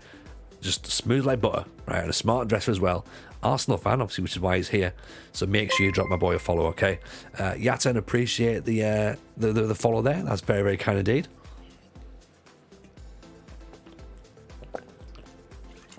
How was your stream? Buddy?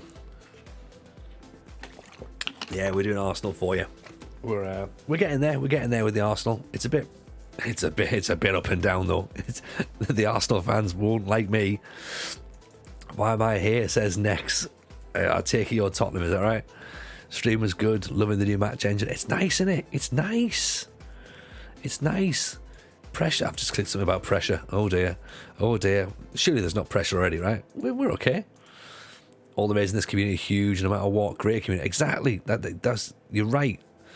Salty. I was about to say something along those lines and I got slightly distracted by the screen there. But yeah, everything. It's all about moving people around, isn't it? Like, so, you know, never ever sort of like play down what you're doing. Sort of like, my numbers aren't great. Oh, I've not brought many in. Like, just do it. Like, you know, at the end of the day, like you bring your community to our community. We say, right, look, here's someone that we like. If you like me, you might like this person. So that's why we always shout people out as well when people come in. Because I'm like, you know what, I like this person, and if you like me, then you'll probably like this person as well. So again, I'm happy to do that sort of stuff because it's just nice. It's how it works, isn't it? It's how you grow a community. So yeah, bring yourself in, man, and it's all good. It's nice to have you. You're a big part of this community now. You know that. I love how Ten Hag is now United, but would you want him if he was free?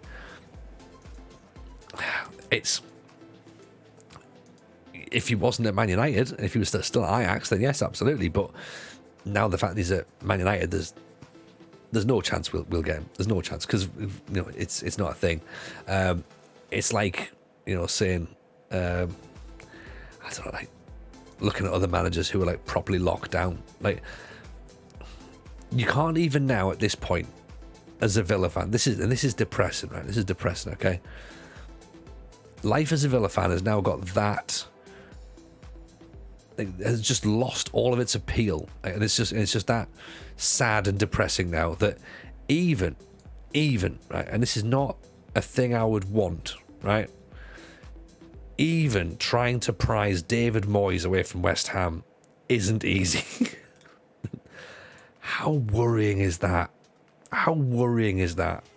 Like, you sort of, as a fan, you look there and you go like, oh, it's possible we might end up with Brendan Rodgers. Oh dear. And like you're sort of thinking about this, going, oh yeah, okay, right, fine. Like, a couple of years ago, like he won the Premier League. Sorry, he didn't win the Premier League. So he won the SPFL, and great up in Scotland. And then of course, he nearly won the Premier League. Of course, famously nearly won the Premier League. But yeah, and now you're sort of like going, yeah, he's about to get relegated. When was being a Villa fan fun? It was never fun. It was never fun, Salty, was it? It was ever. There's no such thing as being fun when you're a Villa fan. 1982 was good when we won the European Cup. 1981 was good when we won the league. Won the league with 14 players. Only used 14 players, believe it or not, to win the title. That remains a record to this day. So, interesting. You should be a radio DJ, Deloney. You should be. Silky smooth voice. I'd be in that. I want to get a new PC next year. I might want to get into streaming 18 months' time. Would you recommend it? Yes, I would. If it's the sort of thing that you like doing, if you like to get yourself in a position where you can potentially meet some new cool people, then absolutely. I agree. You should 100% do it. RC. If you've got the time, and what I would say is if you're going to do it. Sorry, I'm very itchy nose. What I would say if you're going to do it is don't focus on numbers. And it's so easy to say don't focus on numbers, right? But do it because you want it to be fun, right? Do it because you want it to be fun. And just have fun with it. Don't put too much pressure on yourself to be like, oh, I'm going to be a full-time streamer or whatever, because there's not many of them, right? There's not many of them. Just go and have fun. Try it out. And if you don't like it, you don't have to continue. There's no thing where you have to be like, right, you've signed up to stream for 6 years or whatever. Like, you can stop streaming after like 3 streams if you don't want to do it. Or if it's just 1 stream, just go, you know what, that's it for me. Like, you can bail on it. So it's definitely worth having a go. If you think you might like it, then definitely do it. So Neckers, so I'm going here, Chelsea fan by the way as well. I clocked that. So as the ball comes down for Cedric, down the line, pulls it back for Odegaard. What an effort. So this shirt here, this white one here, this is the FC United Against Suicide shirt. So it's a charity shirt in Scotland. Of course, they do great work promoting support for men's mental health. So we of course have that shirt up all year round. Let's see if that's there. Is that the right one? Let me just check. There's some commands there. I think that it's an FC United. Is it United? Might be United. There you go. Yeah. It's United, yeah. It's FC United to prevent suicide. So you can buy the shirts as well, by the way, which is pretty cool. So we thought we'd buy one of them. Mozza has it as well, quite a lot. So he's very proud sort of support of the same campaign. So both of us have done quite a bit of work for them. The shirt in the middle is Odd Battle Club in Norway. They made me their official Football Manager esports streamer last year. Ironically, because I said I was going to leave Aston Villa as a fan, because I was annoyed at the idea of Steven Gerrard. I was annoyed that Dean Smith had been sacked, and I said I'm walking out on Villa. I need another club to basically take over. Like who wants me as a fan? Joel Veltman from the corner. Terrible. I was like, who wants me as a fan, right? And one of the directors, one of the operations managers of the club, was in the stream. We got talking, and he was like, "Come and come be a Norwegian football fan." And I was like, okay, cool. Like, what have you got? So I was like, right, sell me the club. Tell me what you've got here. And we liked it. We liked what they were talking about. They obviously have the youth-based side. They buy local players. They, they've got like a recycling plant in the ground, which I thought was amazing. Everything's sustainable. So I was like, yeah, let's do that. So they sent me a whole bunch of stuff. They sent me some shirts, signed. I've got like a hoodie and stuff, stickers, coffee cups, the works. So yeah, so that's the Oddball Club one. And the one behind me again is the one that's right at the back is Peterborough, which was our first proper stream save in FM21. So we fell a little bit in love with Peterborough, to be honest. So we ended the stream and went, right, probably a good idea to get that as a memento, really. Near post corner's still a bit OP, yeah, I think so. Probably agree with that one. And also, what's that here? We want you as a fan, Jimmy Chungy. that was literally it. I was just like, ooh, I feel wanted. This is good. So that was nice. Let's change that there. We'll make you a Roman playmaker. I'm not sure it's going to work, mine, but we'll go with it. Would never expect how often playing can lead to real jobs in football. Yeah, I mean, like sometimes it does. It's not always, of course, but it was just quite exciting and fortunate that it happened. And yeah, and of course now Gerald's no more, so it makes it even better. In terms of how much for a new PC, I'll say, I mean, it depends on your budget, doesn't it? Really, to be honest, you can pay as much or as little as you want. So I think we paid about 1,200 quid maybe for ours. But as I say, you don't need to be spending that much, or you can probably do it for a bit cheaper. So it's definitely worth having an ask around and seeing what's handy. It's really cool. Plugged Wrexham 7,000 times a week. They've never sent me anything. Yeah, they've got a decent. They've got quite a bit going on at the minute, haven't they? At the moment, you know what? Take Ben White off. He's not playing well in front of his former fans. Ball's played down the line. Solly Marsh is away. This is where they're going to score, aren't they? They're going to make it 2-0 here. Can tell. I'll do. Inside. Ben White up to Odegaard. Can he play it? Oh, Jesus is through. Saka. What specs do you need for streaming? You need a decent graphics card. You need some reasonable amount of RAM. Ask RDF or Zims. Yeah, RDF's got a good link up actually with PC Specialist, and they sorted him out a treat. So they gave him like a sort of a good spec to work to. Or there's or I can essentially give you the spec that I've got, which we got from Fierce, who were pretty decent. Martinelli goes through, yeah, and get a good internet provider as well, to be honest. Otherwise, that's going to slow you down. Because if your internet's crap, then your stream's going to be crap. Don't use Wi-Fi.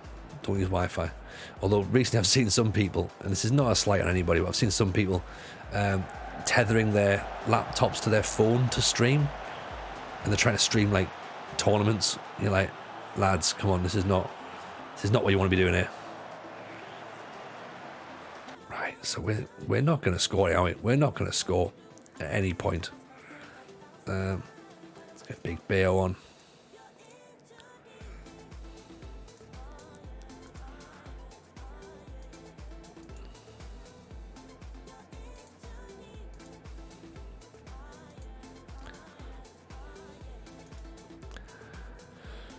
It's going to be another defeat, I reckon, isn't it? It just feels like this.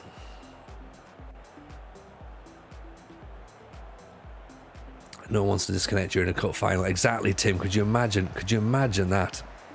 How embarrassing would it be? Oh, Odegaard.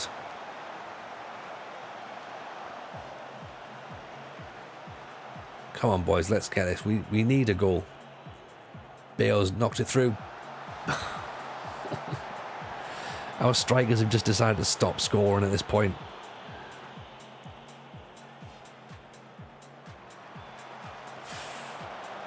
Martinelli puts it back in, no one's around. Jesus picks it back up. Come on. I don't think there's enough time for this, is there?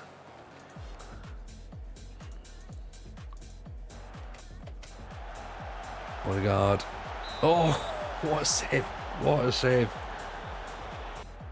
This is ridiculous. This is crazy.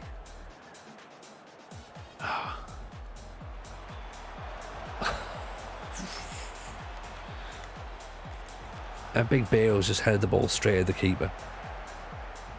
And Brighton are going to go down the other end now and get the second, aren't they? Cedric gets away. Here's Bale. Jesus. Tierney. KT fouled, surely. Surely fouled. Apparently not. Cedric clears it. Odegaard. Zinchenko. Saliba gives the ball away. Oh. What on earth are they playing at? What are they playing at? The thing is, we're playing okay. Like, there's not much else we can do, really. Cyber Power PC is superb. Yes. Let's whip the crosses in, I guess.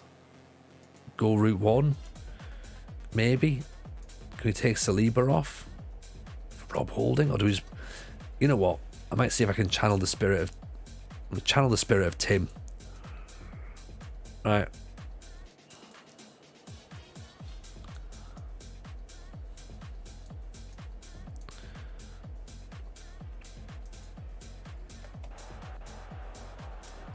Xavi got fired, would you take him? No, probably not actually. We don't really need Xavi. He's not the right manager for what we need. We need someone who's decent enough in a relegation battle, you know. And I don't think that Xavi's been in a full relegation battle yet. It's as close to murder ball as we can get at this point, Tim. We might have to crack out our own murder ball. It's over. We've lost to Brighton. We've lost to Brighton. Oh, Jesus. Oh. I mean, hey. Thomas Frank. I don't think Thomas Frank will leave Brentford. And I don't see why he would leave Brentford either. That's the trouble. I think he's certainly better than... No, he's not better than Brentford. Of course he's not. He's a great manager, and I think he fits well. Things are not going well. Oh dear. Yeah, it's going bad, isn't it? Insecure job. Uh-oh. Time to bail. We got Villa and Tottenham next. Oh no. Oh shit. No, not tonight. It's not tonight. How has it got to this already?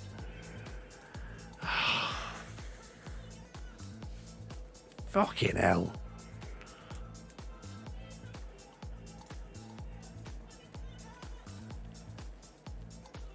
Unbelievable. I don't even know what to say. Like, what are we supposed to do at this point? Like, what am I doing wrong? What am I doing? Like, literally, like, we're okay. The team isn't bad. The formation's not that bad. Right?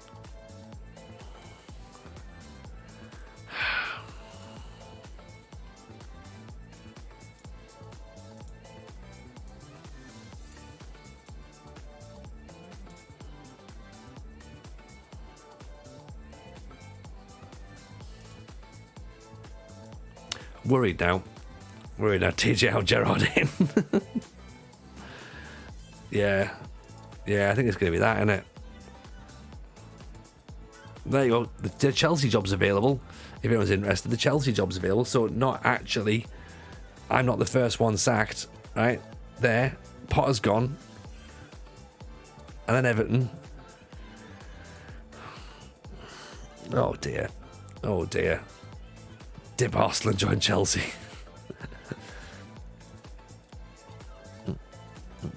Yeah, no. Like Southgate and Southgate and Villa's not happening. Not happening at all.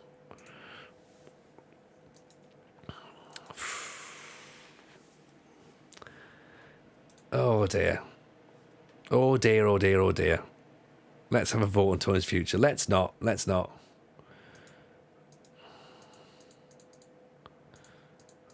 Gerrard discusses management. You know what's going to happen now, don't we? You know exactly what's going to happen. We're going to lose to Villa, and that is going to be what seals my fate. Who'd have thought? Who's from joining the greatest English club of all time? What, Manchester United? I don't fancy joining Man United.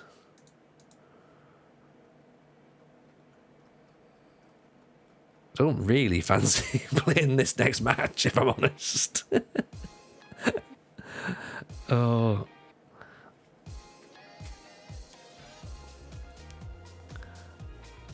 Oh, greatest club for the last 10 years. Okay, sorry, Man City. It is poetic if Villa sack me. Absolutely is. Absolutely is, Salty. I can't. Jimmy, I can't. It's just, this is what's happening. Like, RDF's going to kill me. He's going to absolutely kill me, isn't he? What are we doing wrong? How can we be so bad? Yeah, I'm not managing Chelsea. I'm not managing Chelsea at all next. No chance.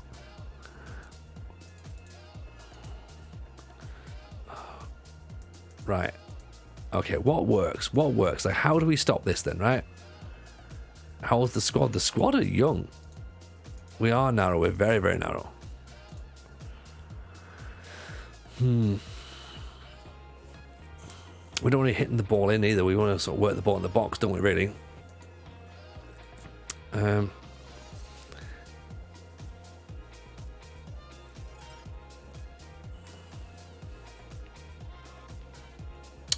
Right. Xhaka can come back in. Xhaka's going to have to go on the bench, isn't he? Shoot more, you reckon? I mean, yeah, I guess if we're sort of like just ticky-tackering around, aren't we? It's not really gonna help us either.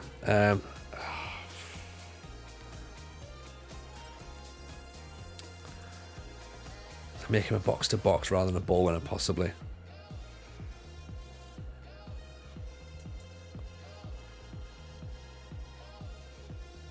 Not scoring enough goals. No, you're right. We're really not. Right, let's have it. Come on then. Here we go. This could be it. We could be done after only fucking 2 streams.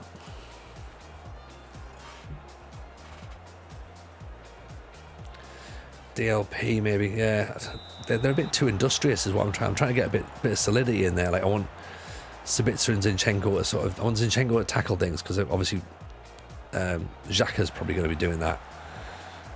It's Odegaard. We're not getting much out of Odegaard, to be honest. Would we go back to Sampdoria? We could do Sampdoria, couldn't we? I think the problem is, though, is like, even if we get past this match, we've then got the Tottenham match to get through, and that's the one that's going to be like, that's the one that the fans are going to kick off about.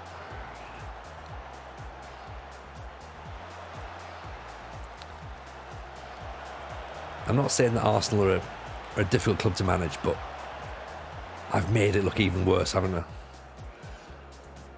Got Jesus on as a pressing forward. A pressing forward or an attacking forward, maybe?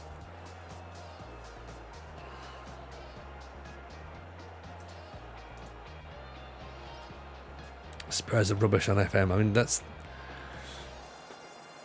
all well and good, but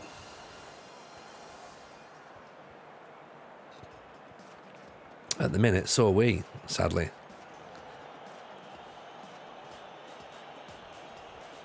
As I say, I just don't get it. I don't get how we've gone from.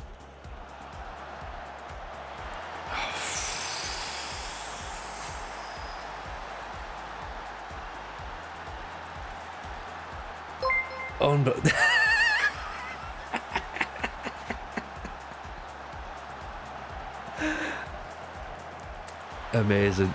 Perfect timing, Jimmy. Appreciate that. Oh, fucking hell.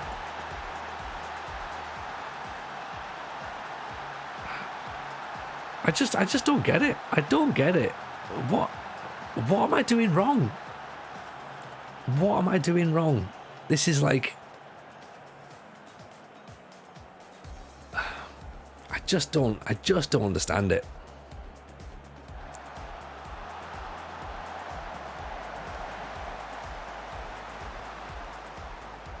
Counter press and counter. Do I take them both off then, do I? This is just...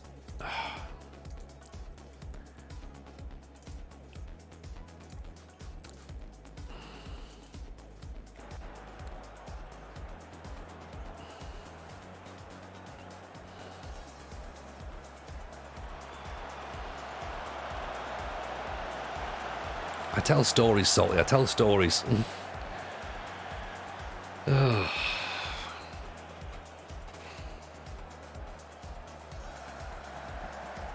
I knew I shouldn't have picked a Premier League side. I knew I shouldn't have done it.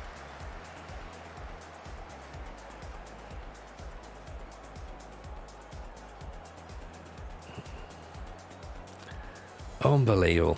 Unbelievable. They're sitting deep, so the AF's got nowhere to run. Well, if we're meant to be...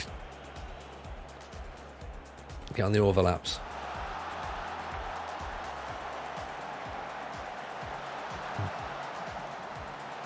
We're also not doing anything when we get there, are we? That's the problem. Yeah, there's just no space, is it? Evening chicken, how are you?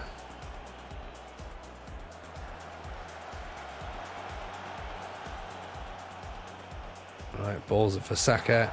Oh, for God's sake. Right, what are we going to do then? What are we going to do? Right, so if Jesus is getting swamped, who's going to get up there? Do you have to change to put some more players up with him? So Martinez's got to go up there as well then, right?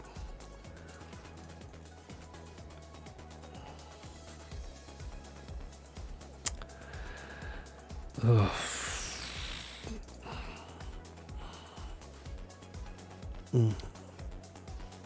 To be fair, Rich, I mean, I don't think this is the main issue. Was me with FM20. It's just, this is all just... Oh dear.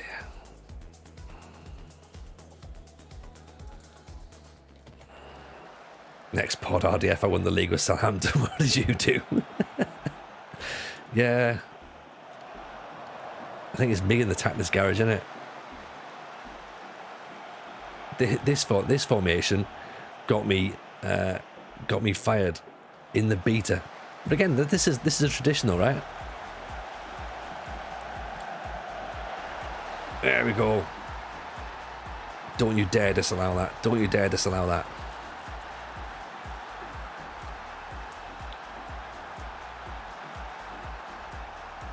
Yes.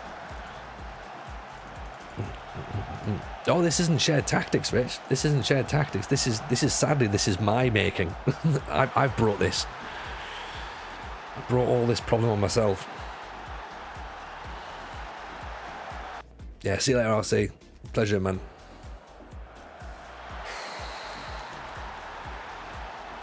Oh dear. Take instructions out, let them play. They're a good team, they know what to do. That's not bad. That's not a bad shout, actually.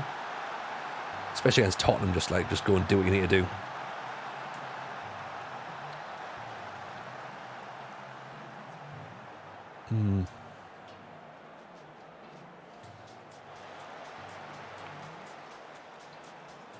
You become one with the subscribers.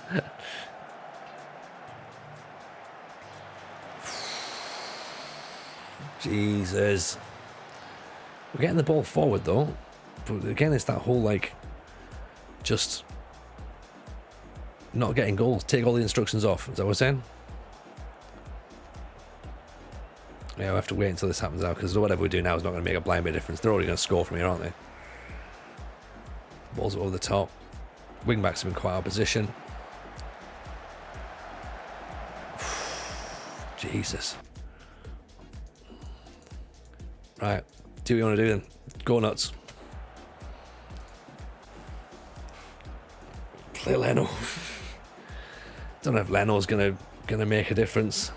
Are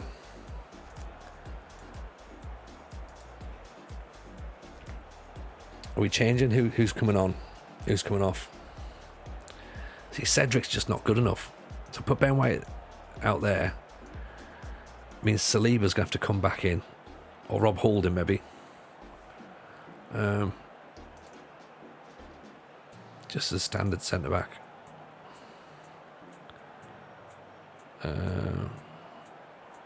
Odegaard can't really play out there, can he?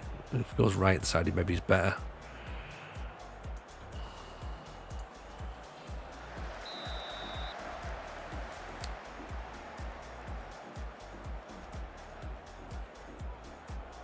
Vieira for Zinchenko.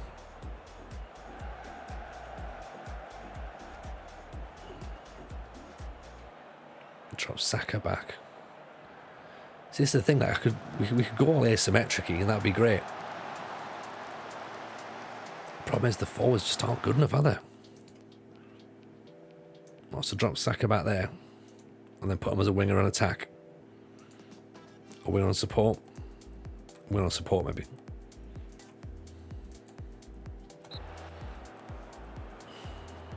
Low crosses. Good ball. Jesus blocked. It's not going to be enough, is it? This is not going to be enough. I can tell. We're going to draw and it's not going to be enough. Tierney cleared. Saka. Martinelli. Jesus. Everyone's struggling. Zinchenko's not really struggling that much though. Is he? Oh, here we go.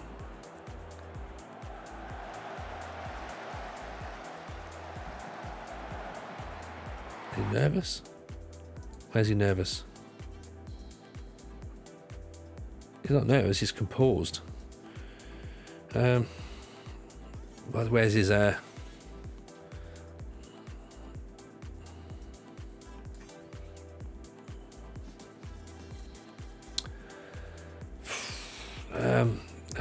Jesus.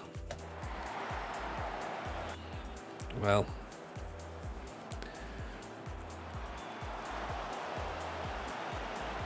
final rolls of the dice.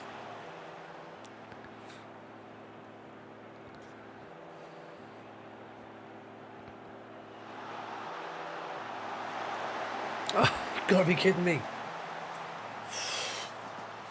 How has he not scored that? How has he not scored that?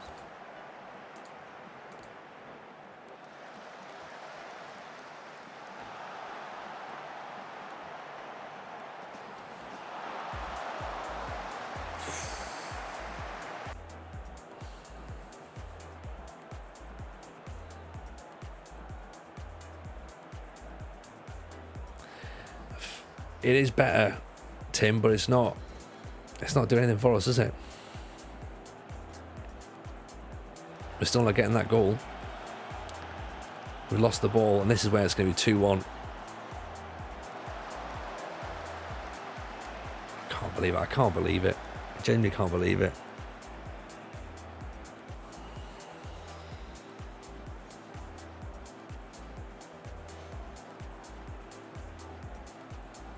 Unbelievable, right? Unbelievable. That's not going to be enough.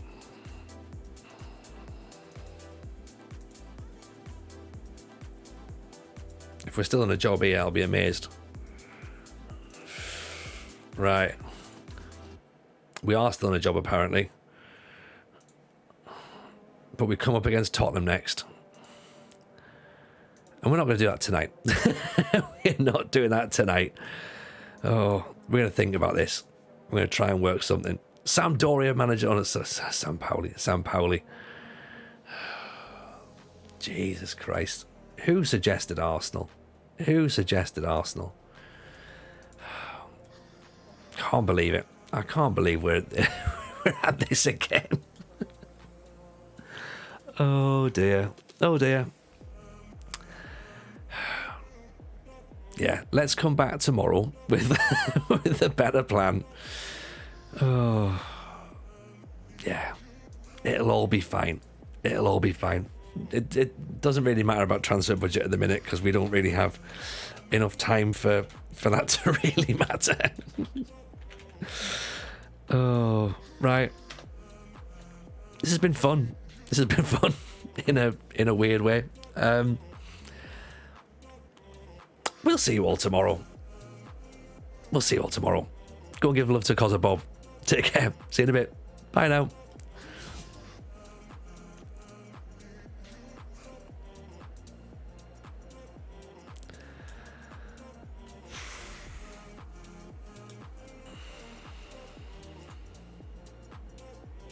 As my team talk UFO detected. did absolutely nothing. There we go. And Tony Jameson. Wow. Tony, welcome in. Salty BFM. Thank you very much for the follow, buddy. How are you? Tony Jameson. Wow, how's your stream? How is Arsenal?